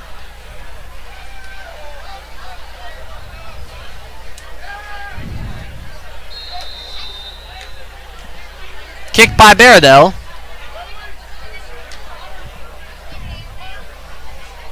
Snap good, hold good, kick is up and good. Great 14-0 Marist. Great drive by Marist there. It was a 3-play drive. Start with a 41-yard run by Cullen O'Leary and capped off with a 25-yard run by Ferdy Ngondo for the touchdown. Great play right there. Marist capitalizing on that early momentum, looking to be state title contenders once again this season.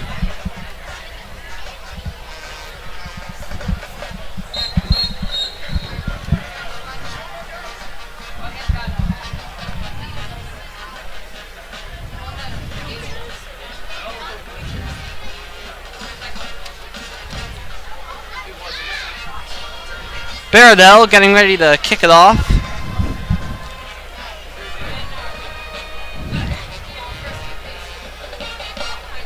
Back to return is Dylan Hudson.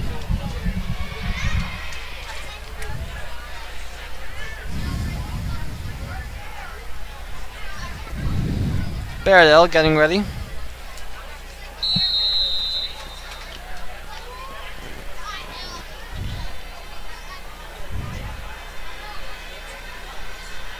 Gets ready for the kick.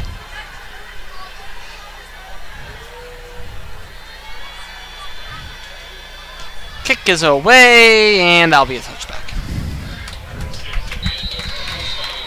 Goes out of the end zone, and Hebron Christian will take over on offense.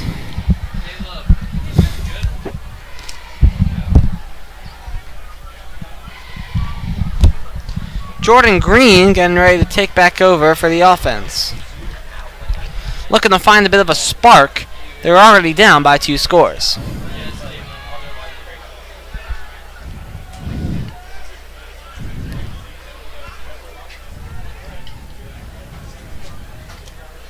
They'll start their own 20-yard line, 1st and 10.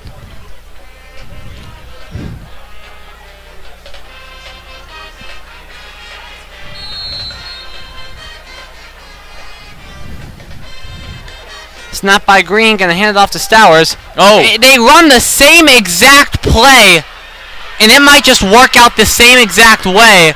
Not a touchdown, but gets it all the way to the 50-yard line. Turns out Lightning can strike twice. Exact same play. Right there, it's Green to Stowers to Hudson. Big play. Trick play by Hebron ends up working out. They end up getting this ball to the midfield. 29 yards. Absolutely incredible play right there. Because they're really expensive, and I didn't want to order them most. They're a little better.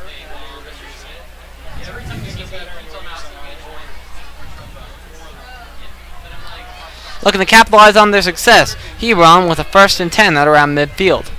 Green takes it. Fires. Nearly intercepted. Manages to find some room, and that will be down to the 33. An 18-yard gain for what looks like is Dylan Hudson. Yes, another chunk play by Hebron. They are now at the Marist 32-yard line. Marist doesn't look like they know what hit them. They need to get their act together. Two big plays right back to back, and they've gained almost 50 yards in the span of 2 plays as we'll take a break. Water break for the team.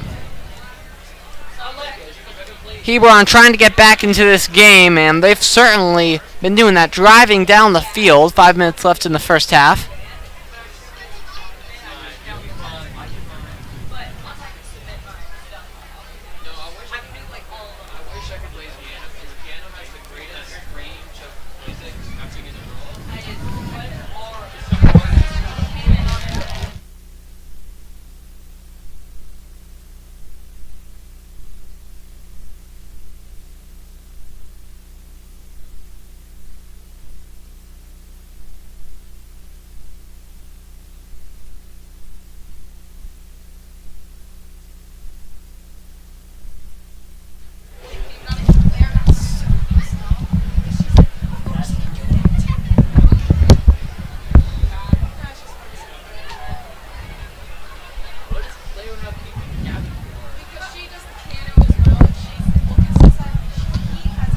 Marist getting ready back to defend as Jordan Green and company getting ready to try and strike back right here. 5:37 left in the game, 125th anniversary of Marist School as it's 14-0 War Eagles against the Hebron Lions. Hebron driving though at the Marist 33.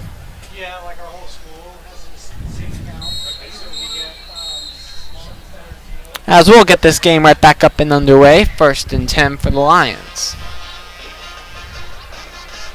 They'll employ 3 wide receivers, a running back, and a tight end.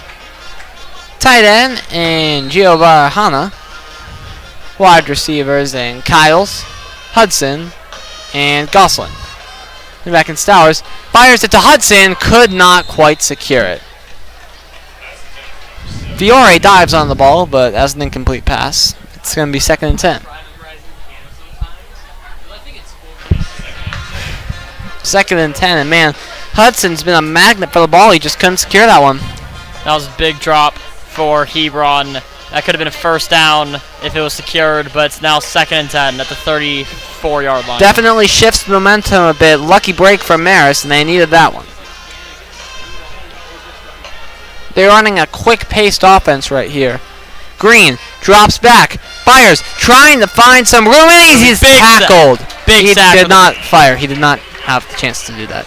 Big sack for the defensive line of Marist right there. We're able to stop him in his tracks. Rosser and Fiore partner on the sack, the tag team right there.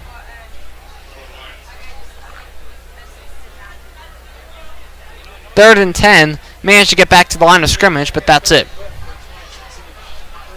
Wait, no, we lost a yard. It's 3rd and 11. Will be a run play, and got about maybe 3 yards on that, as it'll be a 4th and 8. Stowers could not find anything. Big stop by Marist there. It's now 4th and 8 on the 36-yard line. 31, I think. But number 4 is where it is.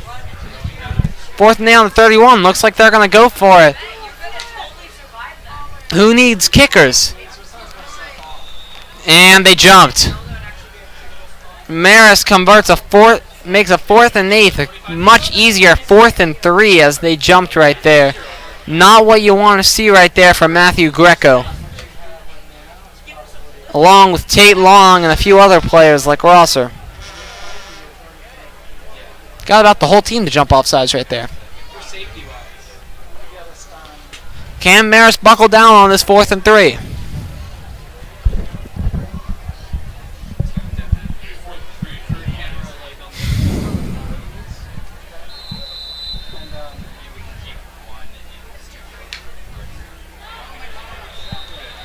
Marist jumps again.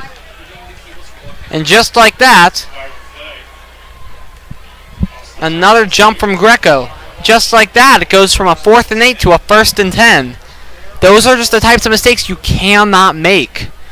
And they're going to sell off Greco. Not the type of thing you want to see right there. Yeah, that is unfortunate for the War Eagles. It's now 1st and 10 at the 21-yard line. Just gift them free yards right there. Hand off to Stowers. Can't find much space, but manages to push forward for about 4 yards. 2nd and 6 coming right up. 3:35 left in the first half.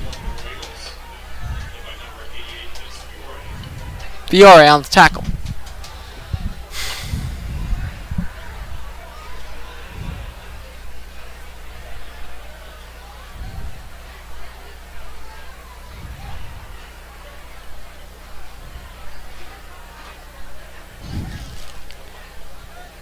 Green getting ready. Stowers in the running back position. Hands it off to Stowers. Stowers can't find anything. Tackled right at the line of scrimmage. Got maybe a yard with the stuff by Lucas Rosser. Good tackle by Lucas Rosser. It's now a 3rd and 5 at the 16-yard line. Rosser is arguably the most physical player on this entire team, and he is definitely showing it. 3rd and 5. Can they convert? Almost got him there. Tried the hard count, but Marist won't be as fooled.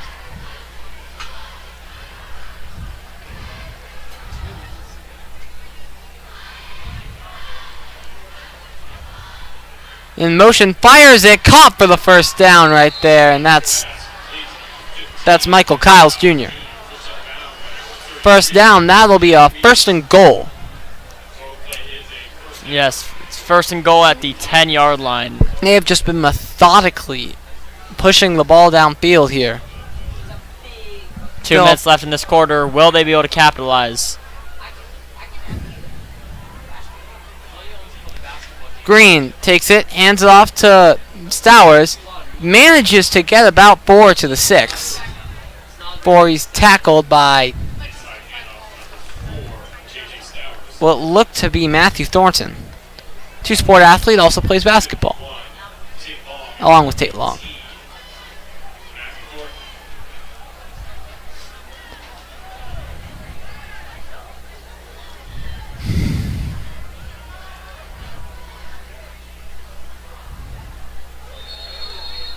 And the flag right there looks like it was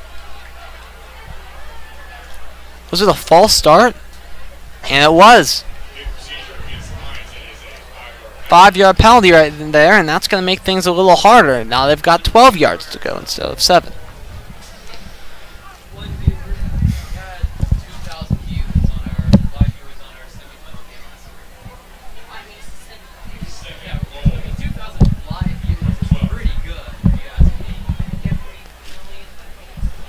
$12 yards to go, and they have 3 chances to get it. 2nd and goal from the 12 here.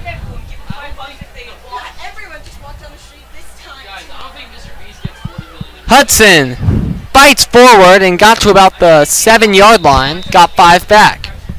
It's going to be 3rd and goal right there. Tripped up by a swarm of Marist players.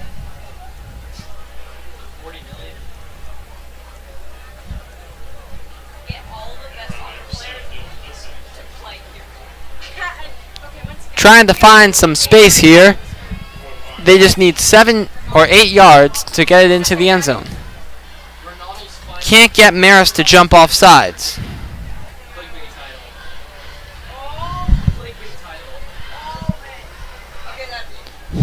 Getting some feedback from the coaches. Still got 20 seconds to work with. 20 seconds left, and they're going to be forced to run a play before this quarter's over. Green hands it off, got some space, and that's a touchdown for Hebron. Right before the half is over, and the cheerleaders are going wild.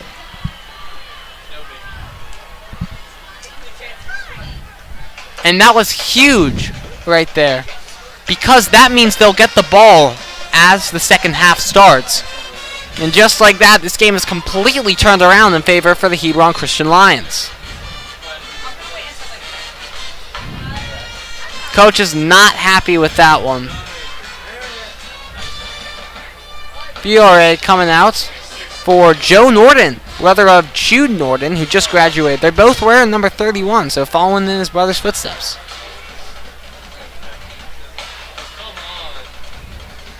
Marist certainly has a lot of family history on this roster, as the extra point is good. Take, for example, backup quarterback Bobby Harpring.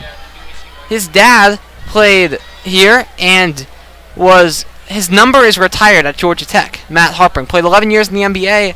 Their daughter, Kate, #1 recruit coming out of high school, signed in North Carolina. His other brother, Luke Harpring, might start at Florida this year, former Georgia Tech player. Former 4-star. Bobby's looking to carry on the Harpring family legacy.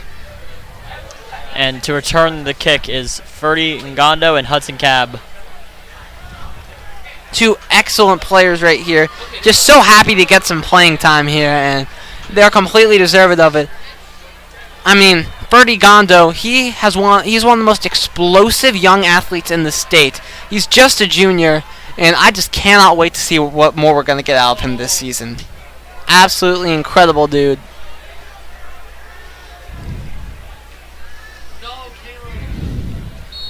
Hudson Cobb, he's just a sophomore, so we get 3 years out of him.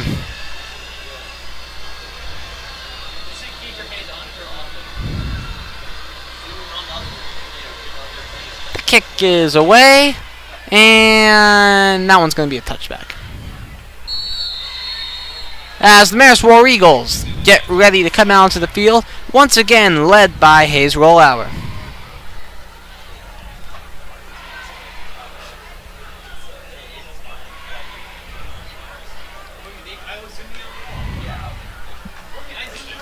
Eight seconds left in the first half, and they just might be content with running a random play and just praying it works. But you never know what's up Alan Chadwick's sleeve.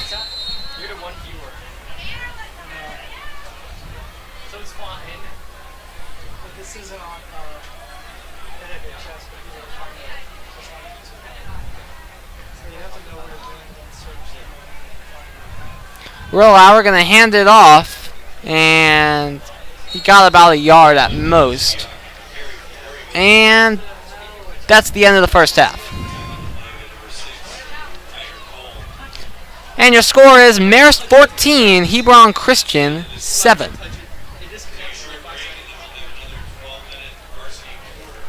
They'll be right back in a few minutes. Are we calling the JV game? It's up to you all. Do you want to call the JV game? I'm good. Great. I'm good. Break down what sounds out. Are we gonna put the stuff in Are we just gonna break down? Yeah. Break down, leave it here, and then we go from here next Friday. Awesome. What time do y'all want to leave on Friday? Right after school? Yeah. We can stay after school. Everybody scrambles and we can't go back. So we eat here at 3. Gotta get something to load. Eat something. Get to the world set up.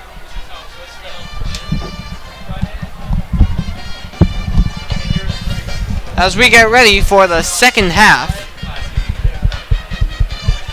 And no, Marist is going to receive, I think. There's a bit of confusion going on. As no, Marist will not be receiving. It will be Hebron Christian that will receive. Confusion on the Marist sideline as Chadwick and some other coaches are calling for the kickoff team. Players look confused. Coaches are absolutely irate. Marist still working out a few kinks in the machine. It's Tyler Barradell, number 35, getting ready to kick it off. Barradell wore 65 last year, but transitioned to 35.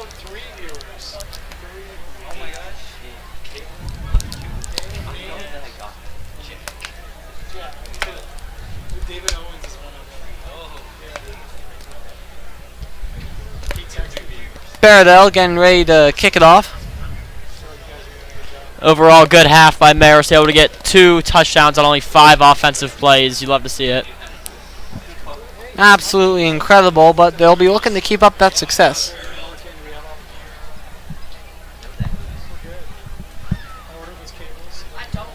Barradell getting ready.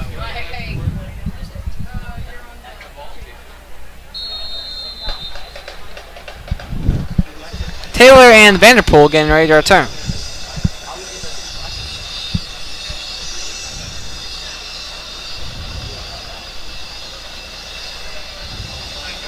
Kicked by Bairdale. That'll be a touchback.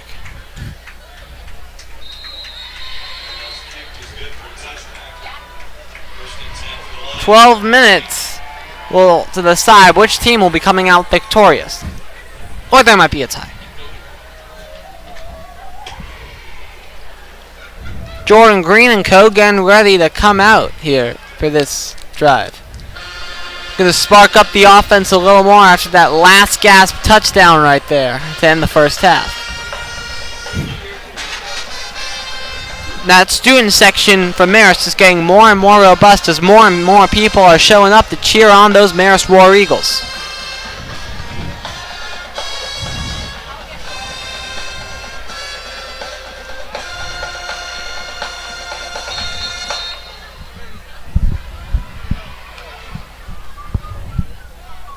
Gives it to Stowers, and he'll get around 7 or 8 yards. Good play right there. Jake McLaren registering the tackle right there.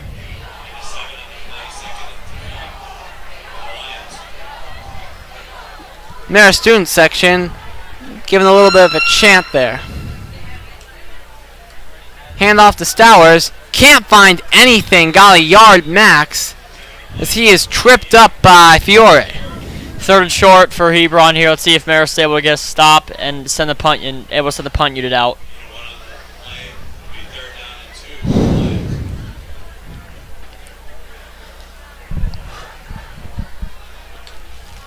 Almost got them to jump, but couldn't quite. No, they did. Offsides, and Matthew Thornton's guilty of that one. Offsides penalties have been killing Marist. That's their 3rd one this game. And they've directly resulted in all of those points they've had. Just embarrassing. Not something you want to see from Marist.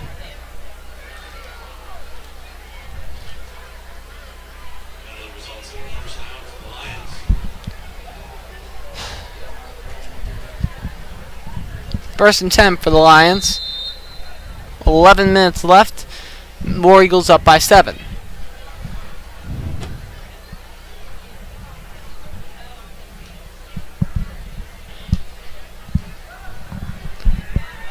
Launches a deep ball. What an interception right there. Oh my goodness. Absolutely incredible. Looked like a wide receiver right there. Colin O'Leary. Incredible play by Colin O'Leary. Able to make a diving interception to give this ball to Marist and able to turn the momentum back towards Marist. My goodness. He looked like he was Odell Beckham out there. Just an absolute wonder of a snag right there. Getting some high fives from his teammates right there. Well deserved. Incredible by Colin O'Leary. Hayes Rollauer getting ready to come back out on the play.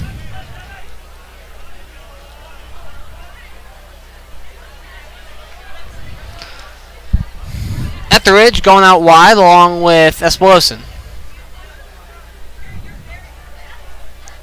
Gondo and Calabar to split backs. And Chiok also there. He'll give it to Owen Hare. He'll get around 5. 8. He'll get 8 on the play.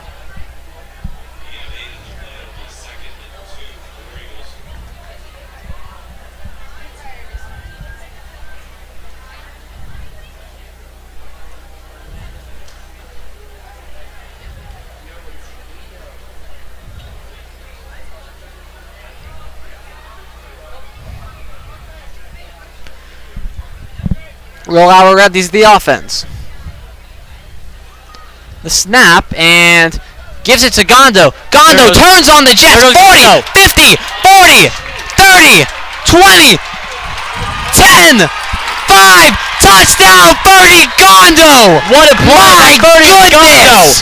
Able to take it from Sorry for the voice crack, everyone. 30 to the end zone, a 70-yard run. That is unbelievable. My goodness, this dude is unbelievable. Astounding. Student section absolutely loving it. Hadn't played a snap of high school football. Now everyone knows his name. What a play by He will be the Bertie. man on campus come Monday.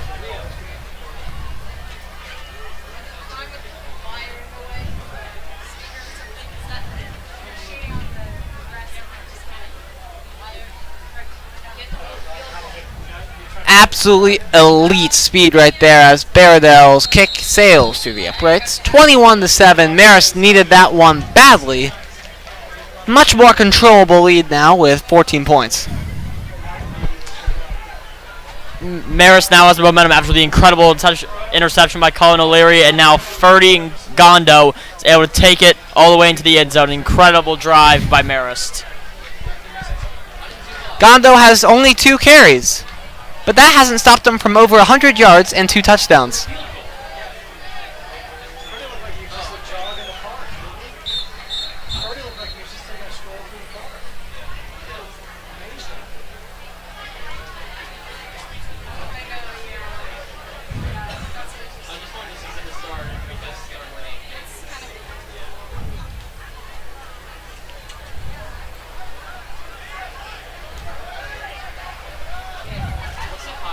Baradell getting ready to return it.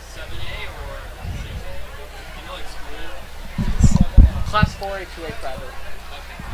Both of them. Both of these schools are 4A, 2A private. Buford's like 7.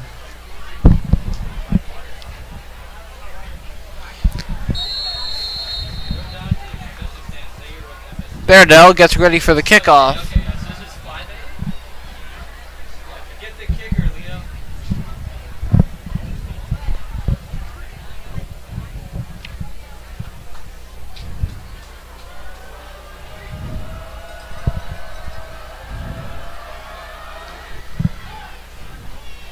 That will be a touchback. Sails out of the back of the end zone.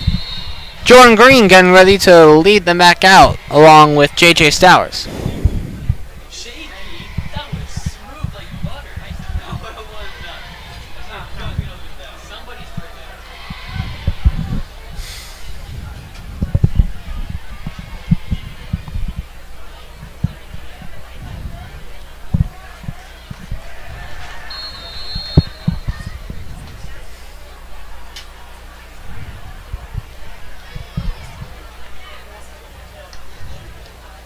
Hands it off to Stowers. Stowers finds some room, breaks through multiple tackles into the fence.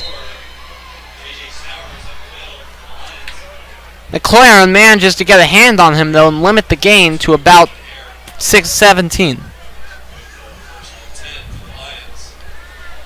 Yeah, able to be tripped up at around the 37-yard line. He had green grass ahead of him. He was tripped and stopped in his tracks. Hurry up offense for the Lions. Stowers' next carry isn't nearly as good. Just lucky to get back to the line of scrimmage there.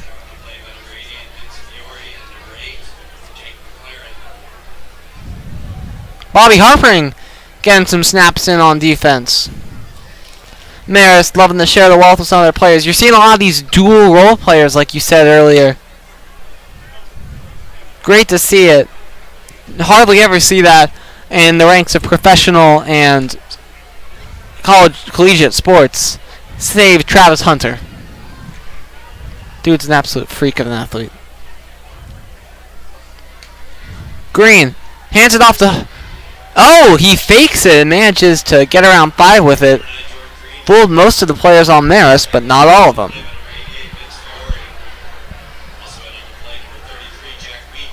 Weeks and Fiore on the tackle, as it'll be 3rd and 3. 7:30 left to go in the game. Marist up by a comfortable margin of 14.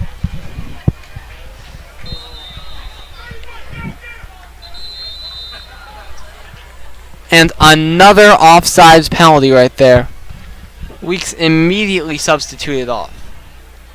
Is that an offsides? I don't think they called it. I'm not sure.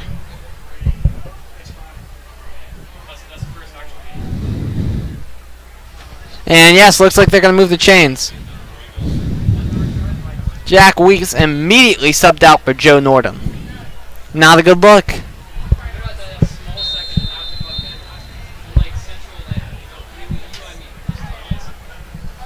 Another first down gifted. That's the 3rd time that's happened today. Green finds some pressure and is smothered by a horde of defenders right there. Greco, one of the tacklers. along with Joe Norton.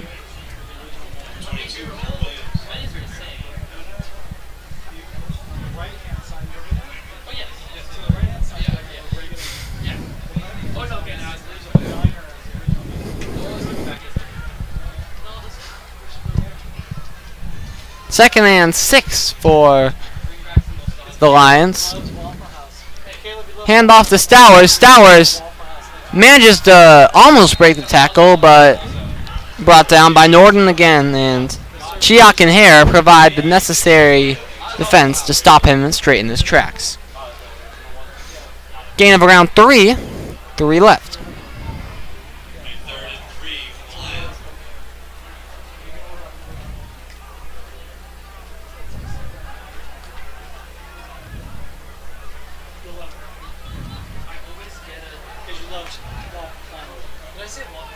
So another trick play, trying to get some space, and he dives for the first down, and he got it. Wonderful play right there. They're going back to that same exact trick play. It seems. And this does not look good right here. Perhaps it's just a leg cramp, hopefully. Hudson getting the second to stretch his leg. Hopefully nothing serious. Hate to see that happen. I will say though, it's the worst pre-workout meal ever. It's the worst pre-workout meal. I threw up having it before I was not allowed. So like you think it has a lot of.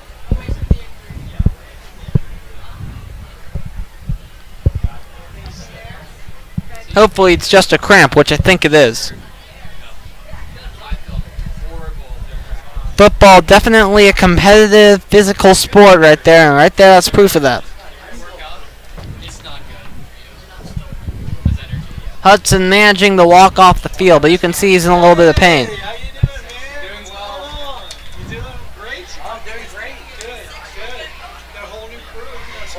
What's up, bro? Have you been? How's the game been so far? Been First good. game of the year? Well, this is just a scrimmage. Yeah, but Yeah. Been going no pretty getting the well. reps in. Yeah, very important. Yeah. This is it's going great. I go back tomorrow morning, so come here, watch the brothers play, and then going right back tomorrow. What number is he? Number 9. Is he out there right now? Yeah. Where is he? Defensive end, left side. Green takes the snap, gives it to Stowers, but gets only about a yard. Maybe 3 inches taller than me. He's put on like get right stuff that he's had to do for Greco with the stop. Big stop by the Marist defensive line, only able to get 1 yard in play, and they're now at the 40 for second and 9. Speaking of Greco, his brother Ryan Greco has been a former commentator on here, and he's actually up here with us in the booth right now. the next generation. Big thanks to him for leading this Marist announcing squad to where it is today. Stowers finds his way through a couple of tackles, but immediately slammed back by Jack Weeks. I do like it. And then 4.5 minutes to go. Marist comfortably in this game. Chiak coming in the game now. And again, subbed out for Tate Long. 3rd and 4. And let's see if they'll try it again to jump off sides again. Big third down for Hebron here. Got about 3rd and 4. They need this one if they want to stay in this game.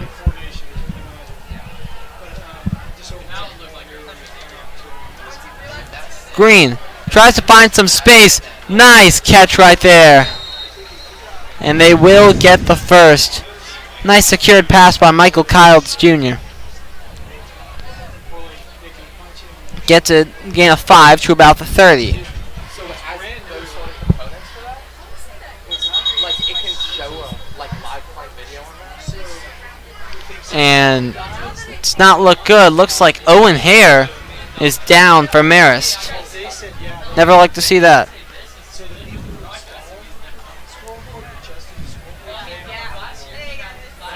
Thankfully, it looks like he's back up and he's all good. Just probably had a little cramp. Yeah, I just come in here and I'm like, whole new sport. And my goodness.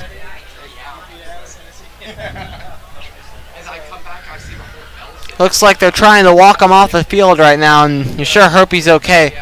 And my goodness, does not look very good. Hopefully it's just some dehydration right here. Commonly happens in this southern heat. Think it's just a heat stroke. Just need some water. Absolutely important. Hydration, number one priority right here.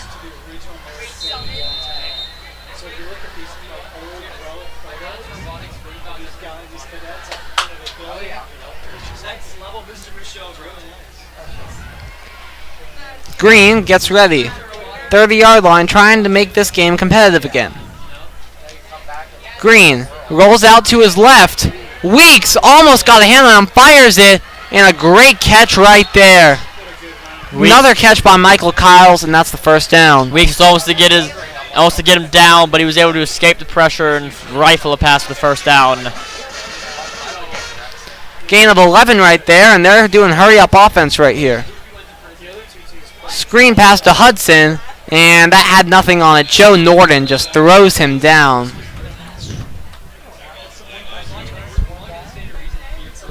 Big tackle by Joe Norton, able to make it 2nd and 10.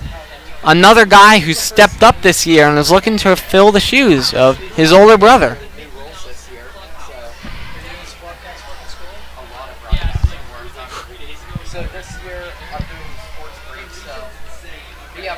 Man in motion. Green hands it off to Stowers. Stowers finds some room, gets on back on his feet, and is down at the 3-yard line. Just over 2 minutes left as they're trying to put some more points on the board. 1st and goal.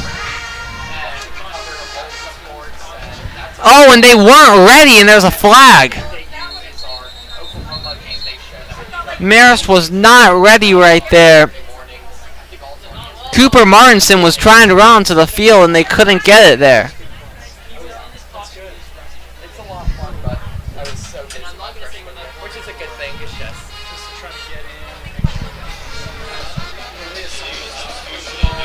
Illegal substitution on Marist, and that'll be at the 2-yard line now.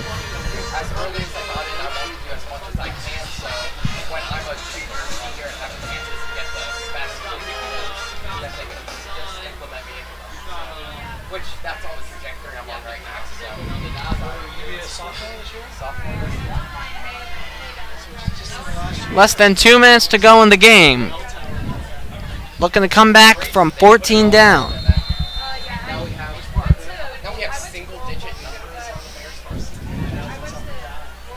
See, Matthew's like a single-digit number. Like, I don't like it. Hands it off to Stowers, gets him for the touchdown.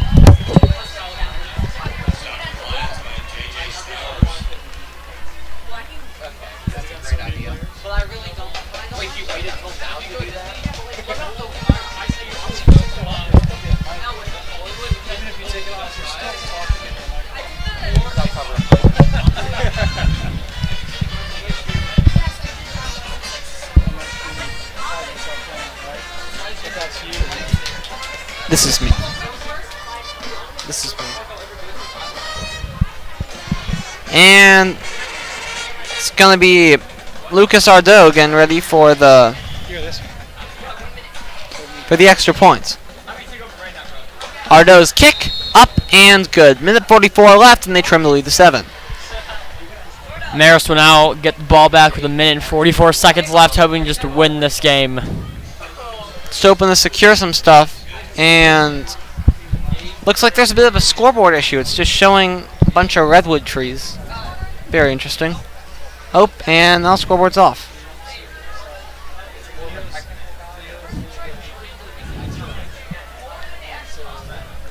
Minute 44 to go in the game as Ardo kicks it off. Gondo and Cobb getting back to receive.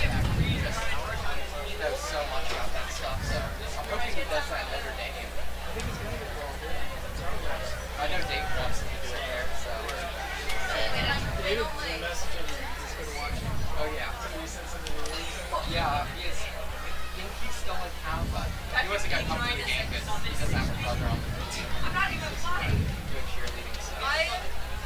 But he's still heavily interested to see everything going on. Ardo gets ready to kick it off.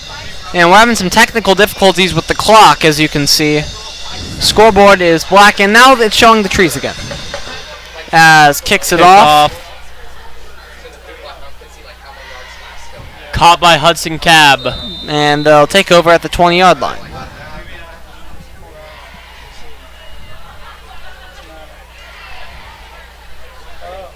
So clock management has kind of gone out the window for Marist because they don't know how much time's left on the clock. Very interesting situation here.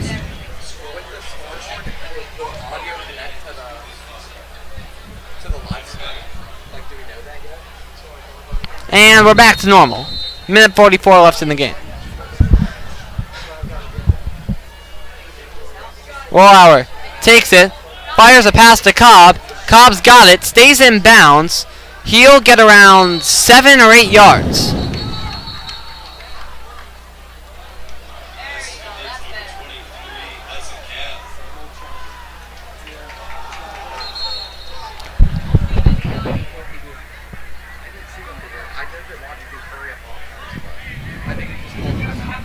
And it looks as though Marist may have just called timeout.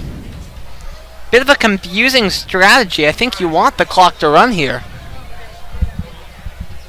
It's just a scrimmage game. Maybe experimenting with a new sort of strategy right here.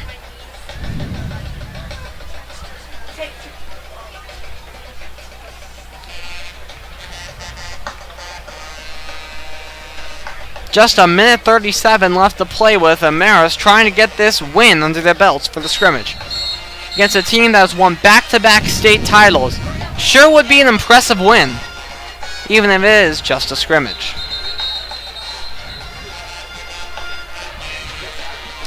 Marist readies, and the JV squad getting ready to play.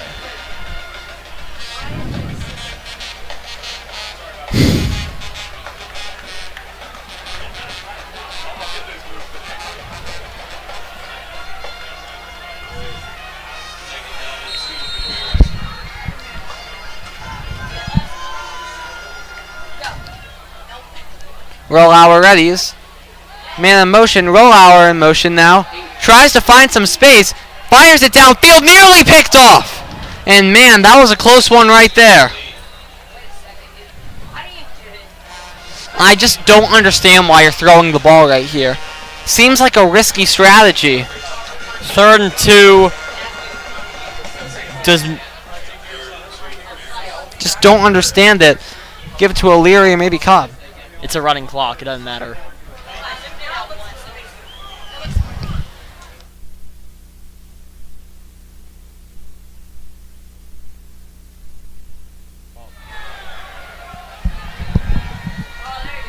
Rollhour drops back. Gets Despolosin. That's a first down, and that will likely be the game. Gets it to the 45-yard line, and there's a fight for the ball right here, and my goodness, a bit of a scrum emerging between what looks like to be Colt Gaines and another player.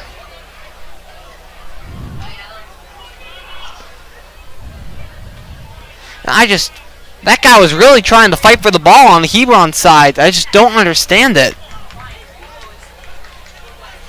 I mean, I get it, play with your heart on the line, but the stakes are not that high. 30 seconds left in a game with a running clock. Looks all but decided as the clock is winding down. And they stopped the clock. I don't think it was supposed to be running.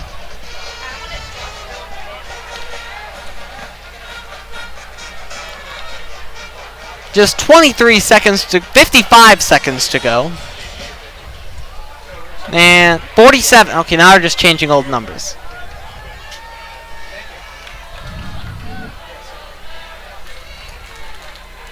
Rollhour, 1st and 10, ball in zone 45. Rollhour drops back, fires downfield, caught by McLaren. Gets it down to around the 26-yard line. Great play right there. Big play for Marist. McLaren able to make the catch, get all the way down to the 26 timeout line. Marist. Alan Chadwick calling a timeout, and I think he wants to get one final score in here. Don't know why he's trying to rub it in their face, or maybe just do some clock management exercises. It's probably that.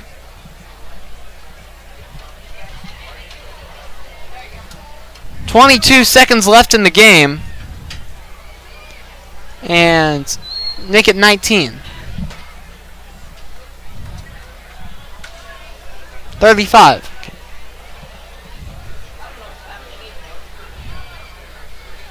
A very confusing end to this game, as they're still trying to figure out how much time is actually left on the clock.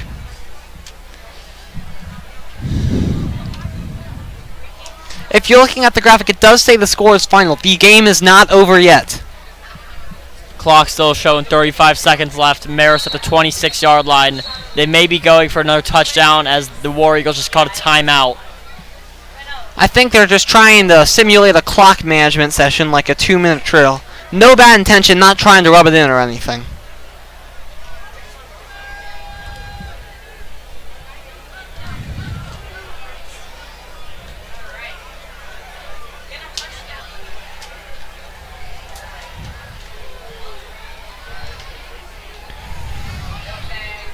Four wide receivers out there. Cobb at running back. Rollauer getting behind Gaines, the center. Drops back in the shotgun formation.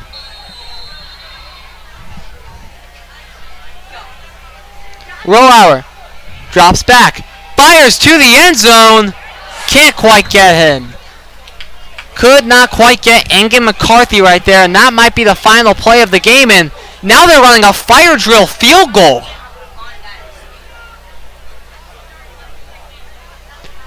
They're trying to simulate the final few seconds of a fourth quarter. 12 seconds left. Time's ticking down. Let's see if Baradell can get this one off. This is from 45. This reminds me, shades of the Georgia Tech Clemson game. 2 seconds, 1 second, they get the snap off. Kick is up. And it is good. Reminds me of the Georgia Tech Clemson ending from last year. What a game by the War Eagles. Able to get a 10-point win. Good start to the season. 24-14, absolute heck of a win right there. Great performances by Ferdy Gondo, and he was for sure the star of the game. Yeah, 2 touchdowns, unbelievable performance, including a 70-yard touchdown. Well, Marist, they had some defensive miscues, but they look poised to start off on a very hot start. I'm Grant Crunk. And I'm George Withers. And thank you so much for tuning in for this game. We'll see you next weekend at Woodward.